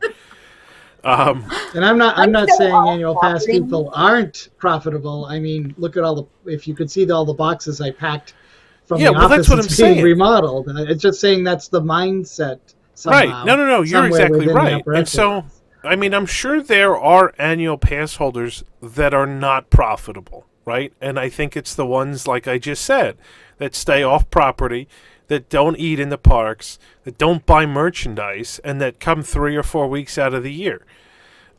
But then there's the other facet where you've got people like me, you've got people like Tom Corliss, where we spend 4 times as much money on merchandise than we do on the pass itself, right? Like Disney ought to be able to know that. When we go, so that we can put everything we buy in the suitcase. And that's not including the things we're having shipped home. Yep. We do stay Been there, off done property, that, but yeah. we Actually. spend a ton of money on merchandise, and we spend a ton of money on food because we like the on-property restaurants, and we stay off property so we can afford all the other stuff. Yeah. But I mean, they probably, I don't know if that would be considered profitable. I guarantee that they're making a profit off of me, even though I live here and I don't stay on property. Well, I mean, I think certainly for locals, I think they're making profit. I think local pass holders probably are among the most profitable because you're not the ones that go and stand in lines for rides and make the park feel crowded. Like Desi, you just said it. You go late in the evening when it's not crowded and you spend money on dinner. Right? Like they're the kind of people they want because they need you to come during the slow times, whether it's the slow season of the year or the slow time of day or the slow day of the week. It doesn't cost them any money to have you come when the park is otherwise mostly empty. It costs them more to have you come when the park is full because that makes it more crowded for everybody. And so the balance is figuring out which pass holders are profitable and at what cost, right? Like I've said before several times, although not recently, I would pay twice the price for my pass if it meant the parks were less crowded. It would be a completely 100% value proposition in my favor to pay twice as much for my pass and spend less time waiting in lines. And if you think about it, that's exactly what Universal does. Universal sells their Express Pass. Their Express Pass costs about as much as a one-day ticket to the park. But if you think about it as a value proposition, ticket to the park costs $90 or something, say, even though it's more than that. But the Express Pass costs $90. So for $180, you can spend 2 days in the parks and ride all the rides, but spend a lot of time waiting in lines. Or for $180, you can spend 1 day in the park, spend no time waiting in the lines, and get just as much done in a day. And then the second day, you could go to the pool or whatever, right? So for the same amount of money, you have a much more pleasant experience. You're in the park less, and you get the same amount of rides accomplished. And so that makes perfect sense. The Express Pass is so expensive. Say that again, Rich? I said, and you have more time to buy stuff. Well, you do. But the Express Pass is so expensive because it presents such a huge value. Now, if you're going to Universal and you're staying on property for a whole week, you don't need it because there's not enough stuff to do at Universal to spend a whole week in the parks. But like when I went in July with my family, we spent 5 days there, although 3 of the days we spent in Volcano Bay. But still, we had plenty of time to do everything. But if I was coming to Disney for a week and wanted to spend a day at Universal just to see what's new or I hadn't been there in a long time, Express Pass would be totally worth it. And Express Pass essentially doubles your ticket price. And so if Disney would double their ticket price or double their annual pass price, but make it so that you didn't have to wait in lines, I would pay it. Why do you think people, they had the, pay $50 and you can get 3 more fast passes when you stay at the Grand Floridian Concierge? That's totally worth it. If you go to Shanghai Disneyland, you can buy fast passes for like $10. That's totally worth it. When you look at how much money you spend to be in the park, how much money you spend to get there, how little time you have actually in the park, Spending $10 to save an hour in line is 100% worth it. When I went to Disneyland, I think they had that. It was spend $10 and you could get the fast passes. You could get, so Disneyland is a little bit different because so Disneyland is called Max Pass, and Max Pass costs $10. I think it's more now, but when they first rolled it out, it was $10 a day. It doesn't give you any more fast passes, but what it does do is it lets you book a fast pass for anywhere without actually having to go to that location. So it saves you actually a considerable amount of time, because you could be in California Adventure and make a fast pass for Splash Mountain if you wanted to, and then by the time you get to Splash Mountain, you can get right on. So it still saves you a heck of a lot of time. It doesn't give you actually any more fast passes. But the Grand Floridian thing, when you stayed concierge, that gave you more fast passes. It's somebody in the chat, I just have to read this. Somebody in the chat said that if you're actually going to Shanghai Disneyland, maybe you need to rethink your life choices. Yes. Shanghai Disneyland is a lot of fun. It's scary, but it's a lot of fun. And I would go back. I would go back. It's not the best Disney park, but there's some really unique things there. And Pirates of the Caribbean is kind of fun. It's not the best attraction there, but there's some really unique things in Shanghai that I really liked, and I would totally go back, except for the fact that it's in China, and that's scary. But, you know, it's worth going. It's actually not that expensive to get in either. It's like Shanghai and Hong Kong and Tokyo are all fairly cheap, much cheaper than the U.S. parks for park tickets. Well, theoretically, I'm going to Tokyo Disneyland in April. Yeah. We'll see if that actually happens. I mean, I was supposed to be there last April, and then I was supposed to be there in November, and so I don't have my next trip planned, but it'll probably be when Tokyo lets people in again. So maybe I'll be there at the same time as you, Desi. If you get to go, I'll probably be there. Well, I think when WDWNT broke that Tokyo was going to be closed until April, and April was like the day that, or the month that they said that they were going to be open, I was like, okay, let's book our tickets. Yeah. That's definitely going to be when they open. And now we're getting closer to April, and I'm getting nervous. Yeah. Well, I mean, they're open. You just can't get there. It's a different, Right. it's a different problem. So, all right. Two more topics in our list that I want to cover, and these are probably small things, so I think we can do it in 15 minutes, or we can go over. That's okay, too. Magic bands are no longer free for Disney Resort guests. They cost $5 now. They're not free for pass holders either, unless you get the gray one. They're Is not that free right? for pass holders either? No, you have to get the gray one. That's the only free one. Everyone else there's a charge for pass holders. So no more Shocking. more free pass holder Magic bands either then. Like you used to get Nope. one a year. No, you can only get the gray one. Wow. That's bad. Well, luckily I have all of the colors already, but I like. But do you have I the liked sparkly getting- peach? Because that's new.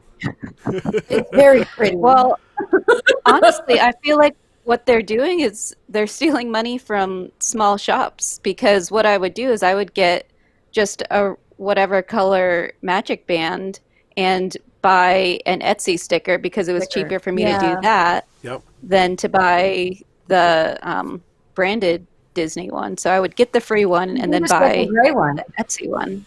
Well, you can put the stickers on gray just as well as anything else. You can I get the actually gray have- one I already, and put something on it.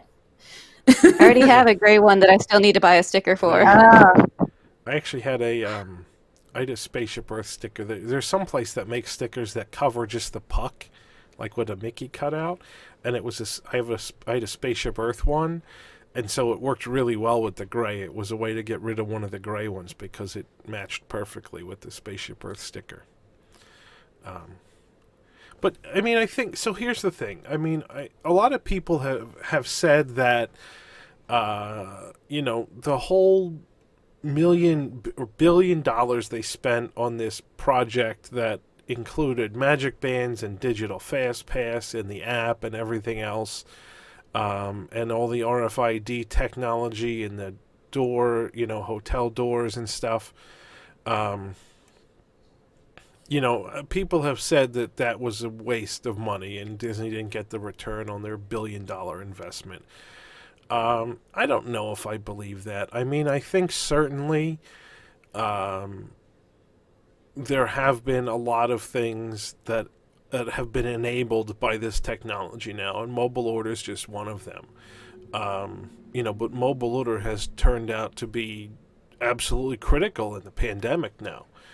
I think it certainly is the case that making fast passes 60 days in advance, people don't like the idea of. That's fine. I tend to agree to some extent. But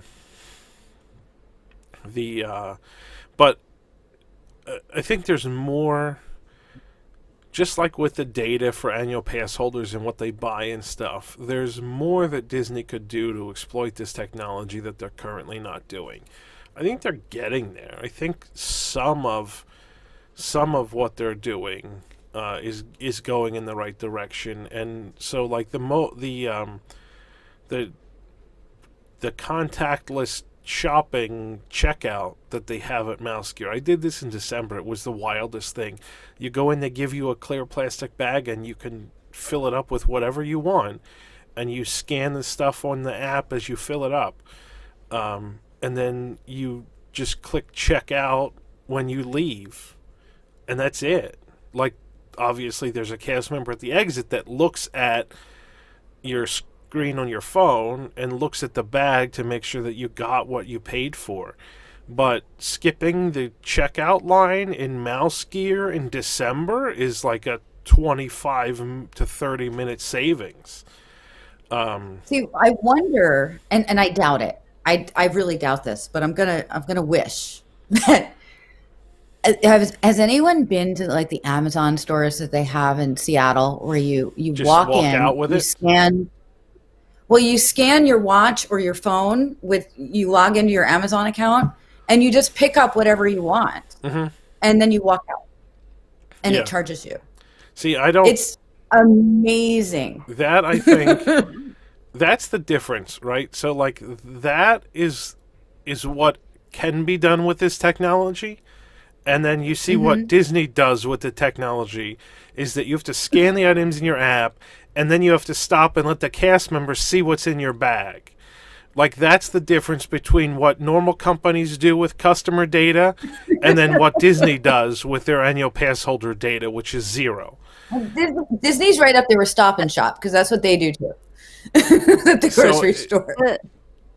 Yeah, like that is I haven't been in one of those stores. I would totally go in one if I was in a city that had one. I just went in to see how it worked, and Yeah. and you pick something up and then put it back, and it knows. Yeah, I don't know how it's that really works, but cool, it's isn't awesome. it? It's like, And it's, I wouldn't mind if they got rid of magic bands or charged for them if I could use my watch in place of a magic band, but I can't because I can't load it in to my Apple Wallet. So I don't actually have it handy, but I will tell you what I did. That it wasn't my idea. I saw somebody else do this. Actually, it was Axel that did it and showed me this. If you buy one of the Magic Band slap bracelets, you slide off the puck and the holder, and you slide it right on your Apple Watch band, and it's a perfect fit. And then you have your Magic Band puck right there on the band next to your Apple Watch, and it's fantastic. I wish I had it to show people, but I don't know where it is. I think it's in my backpack because I keep my Disney backpack just like continually packed for trips. Because it is annoying to wear. It's annoying to wear two things when I go to the. No, you buy the slap Magic Band, and the holder just slides right off. It's great. Oh, okay. I think it's crazy that I can pay for things with my Magic Band if I'm staying on property, but But not Any if you're other not, time. right? Yeah. If I'm not staying on property, I can't use it to buy anything. You already have my credit card on file. Sure. Obviously, my annual pass comes out of that every month. When I mobile order something, it comes off automatically off my credit card. Why can't I pay for things with my Magic Band Does it if I'm not accept on property? Do they accept Apple Pay? They do, and They I've do. paid for things with my watch. It's just, I gotta have Well, both No, on. it's and the- multiple things. Yeah. Honestly, the bigger problem is not that you can't pay for it with your Magic Band. It's that even if you have the Magic Band gets you into your hotel room, it gets you into the park, and you can buy things with it. It's insane that they can't scan it to see that you get an annual pass holder discount. That's That too, insane. yeah. And you have to take your card out and they look at it. Yeah, it's And don't do absolutely anything insane. else with it. Insane. They don't. All I have to do is show that I've got a yellow card. and Doesn't it- matter what's what on the does that back, do? right? Like, and when you get one, the cast member will write your name on the back. So they'll write Mhm. Jason on the back. They won't write my last name. So Oh, they wrote my last name on it. they used to. They haven't recently.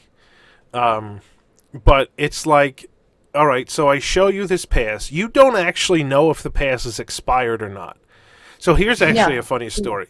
So my sister's annual pass, she got her annual pass, I think, in like December of 2019. So because of the pandemic, her December 2019 pass is still valid now, right? But when she got it, it has the date on. Those passes have a year on them, right? And so when she got it, she got the one that said 2018 to 2019. I I'm wish gonna I go had look at one of mine those. now. I don't remember what it It said. it has the think year mine on it. has a date on it. It doesn't have a date. It just has the year on it. I don't have one. Look. The only thing that's sitting on my desk are Universal annual passes, not the Disney ones. I've never looked at any of my dates. I have one of the yellow cards in basically each one of my wallets. So no matter which one I grab, I know that it's in there. So And they've never well, looked that's at the that's date. because it doesn't really matter, right? Because they're all linked to your account Yeah, and they'll all it says work. 2018 to 2019 on Right, mine. exactly. So obviously that pass is expired because you said you didn't renew Right. it, right? Well, my No, I sister's didn't renew it, but they wouldn't know that. no, they wouldn't necessarily. know. And my sister has one that says 2018, 2019, and it's valid because she bought it in November of 2019. And so Right. it's still valid even now. But when she shows them that to get her discount, they try to tell her that it's not valid because it doesn't say 2020 on it. I've never had them even look at that before. They looked at it and they gave her a hard Some time. cast members turn it over. Not all of them. And then I've had, because I have one, my significant other doesn't. So if he pays, I'll give him my card. And then Right. sometimes a cast member will say, give her the credit card and have her give it to Yeah. me. Sometimes. Yeah. Only sometimes. Well, I mean, only sometimes they actually even turn it over to look at the name, right? Like Desi, Yeah. you Yeah. said they just look at the fact that it's a yellow pass, and that's Yeah. it. So it totally is dependent. But so that happened to my sister, and she's like, you should know whether this pass is valid or not. You don't have to yell at me because you think my pass is invalid.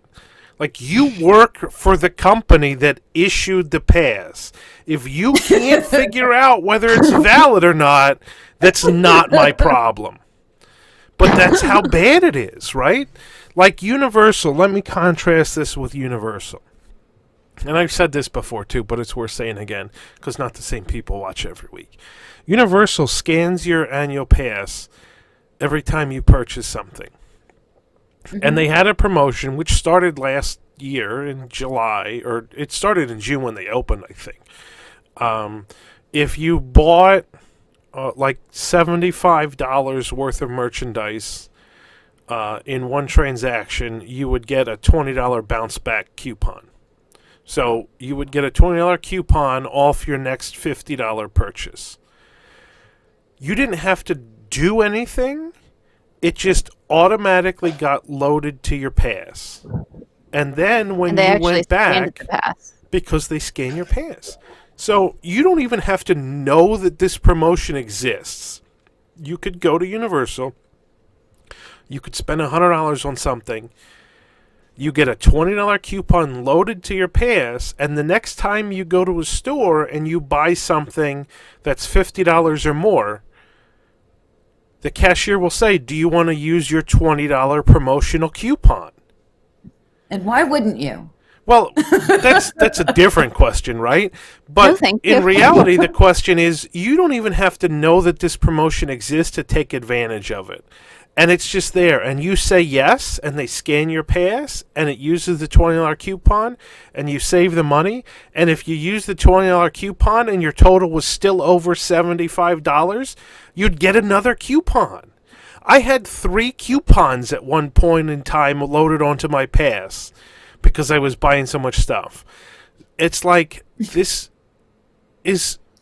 insanely simple to do, but it's not possible for Disney to even do it.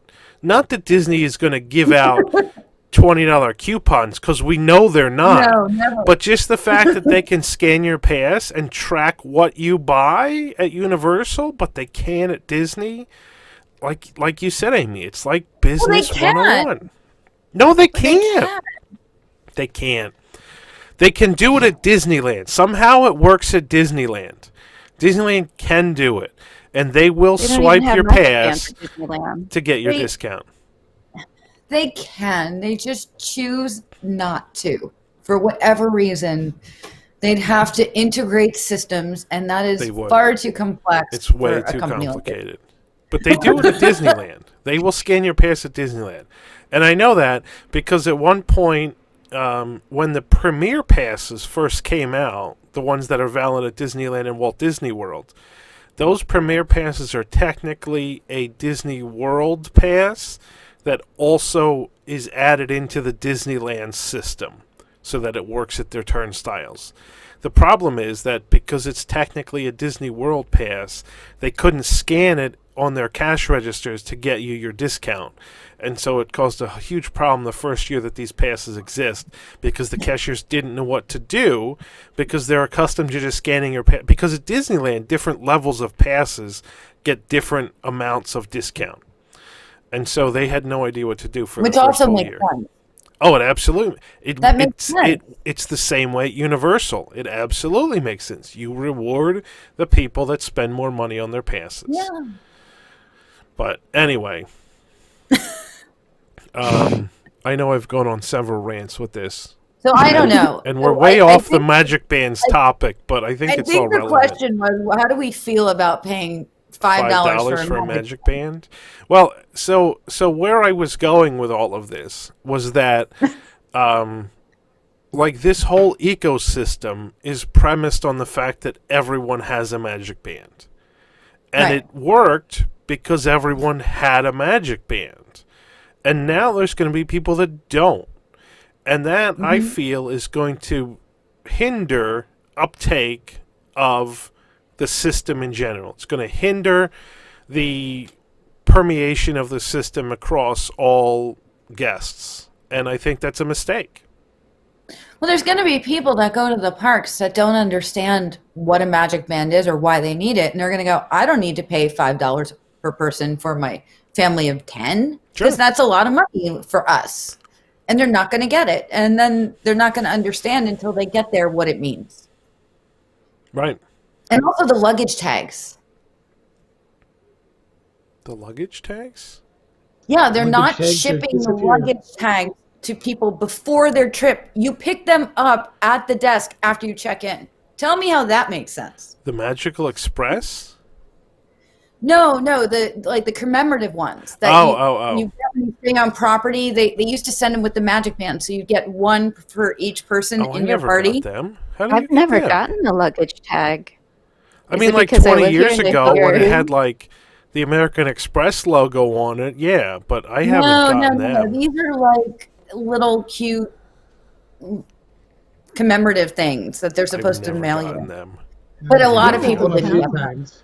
inconsistently. I didn't get my I've gotten them a few times. I mean, didn't I get my didn't- Tinkerbell AP I magnet, didn't but I either. don't need it anymore. My I haven't mom paid got on one and my copy. sister got one, but I didn't get my Tinkerbell magnet. I was going to complain about it. My husband's like, "Do we really need another magnet on the refrigerator?" Well, So not only that, but I just let it complaining go. that you're not going to get a magnet. Like, I just want the magnet. It doesn't matter how much I complain, I'm not going to get the magnet. So I didn't bother to complaining. Like, I have an enormous magnet collection now, and that one's missing, and there's nothing I can do about it. That's going to drive There's nothing I crazy, can though, do. isn't it? I could go on You're eBay missing and buy one one. magnet. Probably the easiest way for me to get that magnet is just to go on eBay and buy one, but I won't do that. I refuse to do that. I'll steal my mom's when she's not looking or something like that. Like she gets a new refrigerator and I'll steal it, and then I'll be like, "Oh, you must have left it on the fridge when you got rid of the old one." I hope she's not watching this show. I know she sometimes does. I hope she's not. But anyway, so I think it's a mistake. I think that the buy-in to this Magic Band system hasn't been as high as it should have been to begin with, and the fact that they're not giving out Magic Bands anymore just means that the buy-in to the system is going to go down, and I think that's a mistake because I think there's so much possible potential in this system that maybe Disney actually thinks that they tapped out the potential because they don't know how to use any of their data. And they can't imagine any more uses of the Magic Band system, so now they're stopped giving it away. I don't know. So I Could know they last- also la- be moving towards smartphone, control? They could. I know some hotels you can use your smartphone. I mean, Disney You can hotels you show can, that- when it Yeah, works. yeah, exactly. And you can show your annual pass subscription on your smartphone. And I mean, the Magical Express, my Disney experience, has a lot of features. Maybe they've understood that the Magic Band is a flop, and they're just going to go to a smartphone-based system. I mean, it's a possibility. They've played with it. It's a good idea. It needs to integrate even more technology. See, I that don't they've want to carry shown. my phone, though. I want to carry just my watch. And it doesn't Right, work on the so- watch. Yeah, Wait, not you yet, don't but, carry your that's a phone around the consideration. parks? Yeah. Well, It's a if pain I to get it do, out. We don't want to have it bottom out. of the bag. Yeah, Oh, it's not okay, like that's fine. That's fair. it's like stuck in a bag at the bottom, but this is right there, so I Right. don't need Right. that. Right. Right. I mean, I don't know. I guess I'm a blogger if I'm walking around the park with a phone in my hand the whole time as opposed to in my pocket. But I would And guess maybe the that Magic this is Band gets probably relegated to a collectible. Sorry. they didn't make enough money or the money that they were expecting when they rolled out you can upgrade your free Magic Band for $10 to the cool one. they made a And hell of a lot of people money off didn't of pay me. it. I paid extra for the cool one. I mean, what they're I think not thinking is that how many people go and they've bought the Christmas Magic Band. I mean, I have so many Magic Bands in boxes. I have the Christmas Magic Band. I have the Festival of the Holidays Magic Band. I have the Food and Wine Festival Magic Band. I have the Flower and Garden Festival Magic Band. Right? Like, there's not going to be any reason to sell these $40 Magic Bands anymore. What about the Dooney ones that are $60? Like, those things sell out instantly. They're so popular. Right? I mean, knows in the who's buying overall those. scheme of things, I guess it's not a significant amount of money, but the fact is that's super easy money for them. The things cost like probably 50 cents to make. The box probably costs more than the Magic Band. Right? Well, those Then boxes you've are got nice. the on-demand Magic Bands at the kiosk, at the whatever it used to be called Trendy, now it's Madi. It's made. I call it Madi. Made. I think it's made. I know. I think it is made too. I just like to call it Madi. But I mean, all those things are going to go away. Do they think people are going to spend $15 at the kiosk for a magnet that used to be free? No, but they might spend $30 at the kiosk for a magic band that a plain one costs 20. So I don't know. I mean, there's a huge revenue stream of collectors that just collect magic bands that are. I mean, when But they don't know who they are because they're not tracking the, sure, the data. that's right. But I mean, they know they sell them, right? They know they sell the magic bands. Yeah. Like they sell out. Like the Dooney ones sell out pretty quickly, and the other ones usually sell out. So I mean that in itself is a mistake, but who knows? The merchandise people probably don't have any say in the decisions of the Magic Band higher ups. But again, Disney's actually very good at turning off and wasting and shutting down sources of revenue, like Mickey Mouse main attraction or anything they sell on Shop Disney that's limited.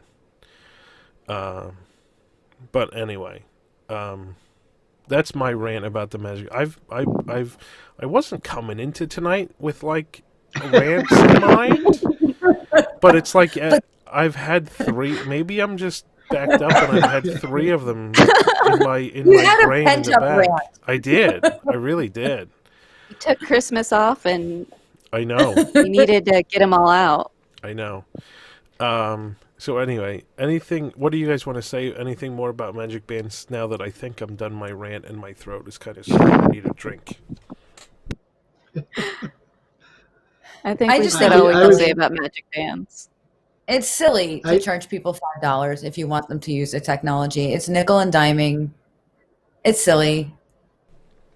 What happened to courtesy? It just seems like they're giving up on a major part, like you said, of the whole program.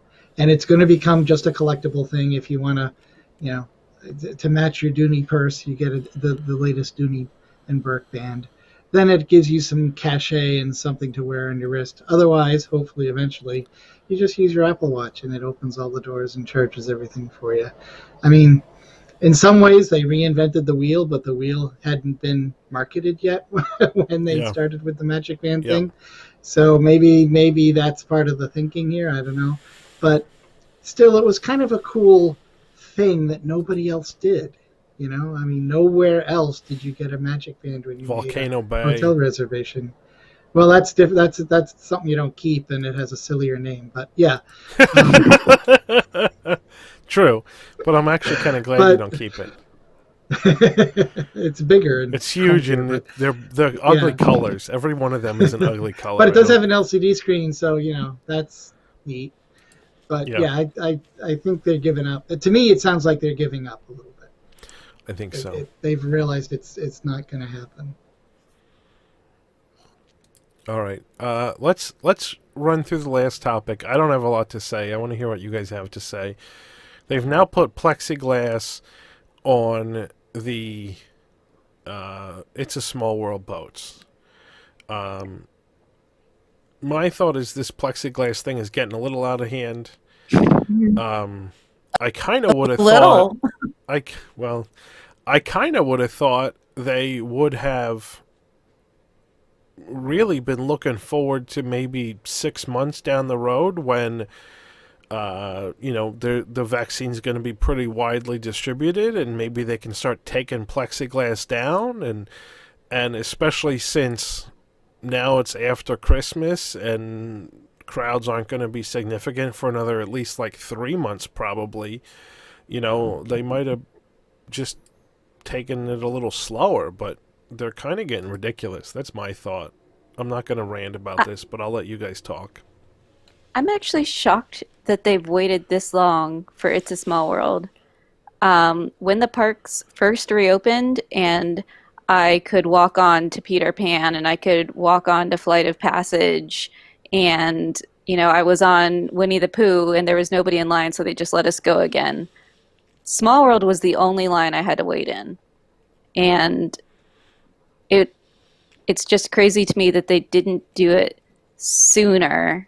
And it's not a screen-based ride, so it's not like it's, one of the rides where having plexiglass is going to be as much of a show hindrance. It's also one that you can look side to side. Mm-hmm. Mm-hmm. So yeah, that makes a lot of sense. I mean, I don't ride Small World that much, but it does make sense that you think they would have done that sooner and some of these other things later. I think it's crazy that they're doing it now, especially. I mean, you look at Flight of Passage, and they're just filling it without plexiglass between anybody, Right. Yep. with no distancing, and yet they're putting it in on Small World. I don't get it. Yeah. Maybe the difference between MK ops and Animal Kingdom ops. Who knows? I do think it works better in Small World because you're looking side to side and not at a screen that gets reflected and refracted. Yeah. In the thing, but by the time we get there, I don't know if they'll still be there. So we'll see. Hopefully not, because they're god awful. No matter what attraction, the plexiglass is god awful. It's just, I could see it being really distracting. I mean, I haven't gone yet, and I probably won't go until after vaccine. But I couldn't imagine the plexiglass. I mean, and when I watch you guys going through like the queues with the plexiglass, I would have That's a panic claustrophobic. attack. That's claustrophobic. Yeah, I would I have hate a that. panic attack. And you know what's the worst? The worst is Mickey and Minnie's Runaway Railway because it has a really low ceiling. And it has like it's 4 screen-based. rows of back-to-back switchbacks in the queue. I hate the Mickey and Minnie's Runaway Railway queue. I'm talking about like right before the loading platform in that section. Oh yeah. It's horrendous. I hate it. And now with the plexiglass, it's so claustrophobic. A lot of them are very claustrophobic. It's really pretty bad in the queues. But yeah, somebody in the chat just said that do they still have it on Frozen? They did actually just add it on Frozen. We have video. It's up on our YouTube. There's going to be a post coming out tomorrow morning on it, but the video's up right now on YouTube. Splashed, right? Like their water gets on it. Yeah, I mean, who knows, right? Like, do they care? I don't know that they actually care how bad the show looks. That's true. Like, I mean, obviously everybody wants to ride the attraction without plexiglass. Last time I rode Rise of the Resistance, I was with a big enough group of people where we had the whole vehicle to ourselves, but obviously that meant some people had to sit in the back row. So I sat in the back row voluntarily, just because I had never done it before. I wanted to see what it was like. And I could actually see on something like It's a Small World, it wouldn't be horrendously distracting. Because you could see through it pretty well. On a ride like Rise of the Resistance, or anything that's a significantly screen-based attraction or a dark-ish attraction, any light at all from anywhere reflects off the plexiglass. And so, especially on Rise, anything that was behind you that lit up, you would see it. The plexiglass was almost like a mirror, and it would reflect all that light from behind you. And it was really distracting on Rise of the Resistance. Small World, I think, would be reasonable. You know, like it's not a really dark attraction, so it wasn't too bad. But Rise was really bad, and Listen to the Land wasn't horrendous either. That wasn't the solid. That was the vinyl sheeting. So that's harder to see through, but again, Listen to the Land is the kind of thing you can look out the side of the boat quite a bit too. But it's also not very dark, and so you wouldn't have that many reflections. But the worst is a dark ride where there's a lot of screens or light to reflect from behind you. It's super distracting. It's very, very it's a very poor experience. Actually, the ride that I like it the least on is the Safari at Animal Kingdom, because it's like it's not the flat plexiglass. It's like the flexible vinyl, yeah. With the shower curtain. Yeah. Yeah. Right. And if the guide is saying, "Hey, look at this animal," and I can't see through the 3 layers of Right. that If you're in the back, it's flexible, bad. it's like, what animal? That Yeah. like shape thing over there? Okay. Just a quick shout out to George Levins, who gave us a super chat. Thank you very much, George. George says, just sue Apple Pay and Google Pay with smartphones and watches. End of story. This was back when we were talking about using the phones to buy things. I missed that when it happened. Yeah, I never used Apple Pay. Like, I've had an Apple Watch for years now, but I never used the Apple Pay because I'll be honest, I was a little afraid of the technology. But since the pandemic, it's made grocery shopping easier because I don't need to bring my wallet into the store and contaminate it. And Just my watch gets contaminated. The other nice thing, so I used Apple Pay on my phone occasionally before I got an Apple Watch, just really kind of for the novelty of it. But I will tell you what's spectacular about the Apple Watch is that when you use the phone, it uses either Face ID or the passcode to authenticate before it will process the payment. Well, with a mask on, the Face ID is useless, and I hate it. So I hate Face ID altogether. Yes. But with the watch, you just put in the passcode in the watch right away, and it works. Like you have that's the default way the watch works. It doesn't try to do Face ID. It just asks you for the passcode on the watch, and it works great. So yeah, absolutely doing the. So it prompts you again, or it's just that it prompts you when you put the watch on and take the first the watch time. off? Yeah, just once. Right. Yeah, and then you never have to like enter it again once it's on. Right. Yeah. So it works. It works. Apple Pay on the watch works much better than Apple Pay on a phone, which is great. Yeah, I haven't like used it on the phone because I don't like to carry my phone around. Yeah. I have only a cellular used it on my on my watch, so I don't need to carry my phone. Oh yeah. Well, I mean, so I can pick up right on the watch. I don't even have I don't have the watch that has cellular, but as long as your phone is within range of the watch, you can still make calls. So even if the phone's in my pocket, I can still make calls on the watch, which is really freaky, and it reminds me of Knight Rider. Because I was like the biggest Knight Rider fan in the 80s. and he used to talk to Kit through his watch, and I thought it was the coolest thing. So the first time I used my watch to talk to somebody, I was like blown away. But anyway, yeah, Knight Rider was the best. That's a tangent if I ever heard one.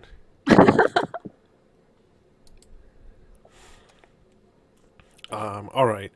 I think anybody else want to say anything about plexiglass? I just wonder what everything's going to look like when they take the plexiglass off. There's going to be holes and all kinds of stuff. Be pretty bad. A lot of it's going to be pretty bad. Yeah, that's and actually, so that's a concern. Not even just the plexiglass, like the boats in Small World are going to have these giant holes in them and frozen and stuff.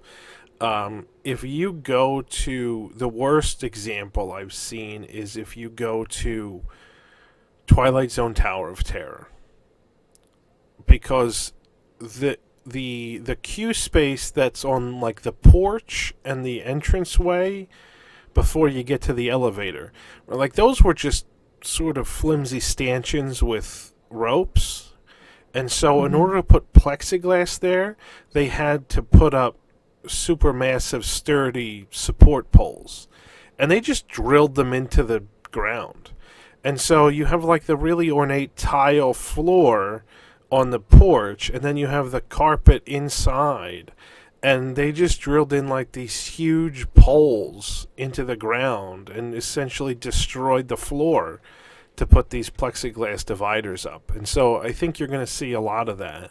And knowing Disney... Well, some of it might not go away because of that, at least, not until a major refurbishment. Yeah, I mean, that's the problem, is you could expect, well, maybe they'll fix all this during refurbishment, but knowing Disney and how much money they spend on refurbishments, I'm not going to hold out very much hope for that. I think you'll see the holes maybe you'll see them covered with stickers. That seems to be the go-to way to fix things now. Maybe they'll just put stickers over all the Put a holes. sticker on it. And then Or either they'll the do the sticker same will thing they peel did off. with the Haunted Mansion, where they say, "Oh, that's the bride's ring." Or Yeah, they'll right. just It's come not up a with pole some in the random ground. backstory That's for. that's good. Yeah, that's a pretty old backstory that people made up. I don't even know if that's there anymore. Is that still there? Yeah. Is it? Hmm. She's talking It's about near the a trash can. yeah. She's talking about at the exit of Haunted Mansion. There was a pole in the ground that was like a support pole for something, and when they took it out, they just cut it off at ground level. But the pole, it was like a 3/4 inch diameter pole, so it looked like a ring was embedded in the concrete. And then they made up a backstory. The cast members made up a backstory that the bride like threw her ring out of the attic window and it embedded itself in the concrete, or the concrete was wet when she did it, or something absurd like that. But it's really just like a piece of pipe stuck in the cement, and they made a whole backstory about it. But anyway, Yeah. So now we're going to have crazy backstories for all these things. holes everywhere. Or we'll have stickers that cover the holes that'll last for like 3 days until kids start poking at them, and then they just poke another hole in the sticker. That'll look great too. So that's yeah. I don't know. It's not going to be good. I mean, maintenance isn't good to begin with. Now they have all these holes to fill in. It's going to be bad. The best cases are going to be like Runaway Railway or Seven Dwarfs, where they just put the plexiglass up on the stanchions that were there, and they just have to unscrew it and take it down and maybe polish it up a bit, and it'll be back to normal. But yeah, I don't know. There's one other thing somebody asked in the chat that I wanted to address really quickly before I can't find it now. Feel free to talk about plexiglass or whatever else you want to talk about while I'm looking for this chat.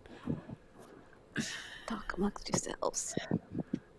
Somebody asked if there's still plexiglass on Rise the Resistance. Yes, there is. Yes. They haven't taken plexiglass down on anything that I know of. They've added it to a lot No, of they're things, just adding it. Yeah. but they haven't taken it down anywhere. Somebody So somebody while asked you're if I reading have that, season tickets to Hershey Park. So there's a tangent that we don't need to go on. Amy, you're not I that wanted far to- from I Hershey wanted- Park. No, typically I would go once a year because there's a big skating competition there in the middle of August, Oh. and it's always something that I do, but not this year. And Not not this year. well, they actually held the skating competition in August, which I thought was insane. Really? No Yeah, they spectators, did. I assume, right? Well, the problem was that, at least in New Jersey, our rinks didn't open till July. So Oh. So you nobody couldn't could even practice. yeah, nobody could practice to wow. compete at Hershey. So, I mean, I talked to them because I felt bad. They were like, "Aren't you going to bring skaters?" And I'm like, "My skaters, some of them haven't been on the ice yet. We can't Yeah. do this." Wow. So, but normally we go out to that because that's only for me. I think 2.5. So I do that usually in August, Okay. and it's nowhere near as good as Disney. At No, all, but it's good. but- I like Hershey Park. Yeah, I mean, it's fun. You get Better to take than your Six picture with a Flags. Hershey bar. Six Flags is not my thing. No. Not my thing. I'd rather go to Hershey or Dorney than Six Flags. Yeah, I've gone to Dorney. I haven't gone to Dorney in a long time, though. It's been years since I've been to Dorney. I've been to Hershey pretty recently, a couple of years ago. My daughters usually have a horse riding competition in Harrisburg every October, and so we're in Harrisburg for like a long weekend, and I'll go to Dorney, but not this year. Rich, you wanted to say something, and then I think we're going to close this out. Oh, great. Okay. So back to the stanchions and the holes and everything. I wanted to look it up before I said it. Disney does own a movie called Holes, so maybe they could tie it in as IP and not do anything to it. Oh my lord! With Shia I remember LaBeouf. that movie. Yeah, with Wow. Shia LaBeouf. Yeah, back in the day. Wow. So problem solved. Wow. I think on that note, we need to end this show. Now's as good as time as any to end this show. So thank you very much to everyone who's watching. Thanks to George again for the super chat. I really want to thank and welcome aboard Desi and Amy, our two new panelists.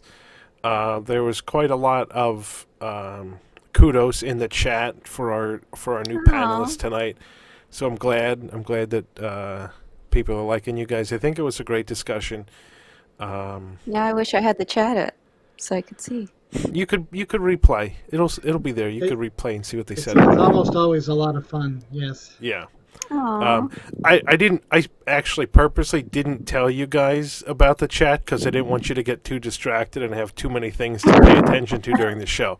But now that you know, you can start looking at the chat a next couple week. times, but not a lot. Yeah, I usually keep an eye on it.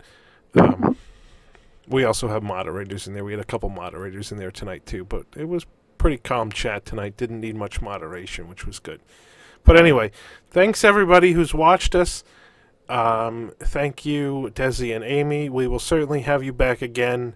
Maybe not for a couple weeks because we have a couple new people to bring on every week over the next several shows. But we'll have you back for sure. You guys will absolutely be on our regular rotation going forward. Thank you so much. This was so much fun. Good. I'm glad. It was fun. I had a great time. This was a great We discussion. kept it going to 10:30. I know, right? We It's went way fun. over. That's because I had too many. I had too many I rants. purposely took my watch off so I wasn't distracted, so I have no idea what time it is. I had too many rants for tonight. It's way past all of our bedtime. It is. It absolutely is. Well, then I would just like to say thank you to my husband for watching the kids this whole time. A 1 and 2 year old can't be easy to do by himself. Yeah. All right. Have a good night, everybody, and we'll see you next week. Bye-bye. Thank Good night, you. everyone. Bye. Bye.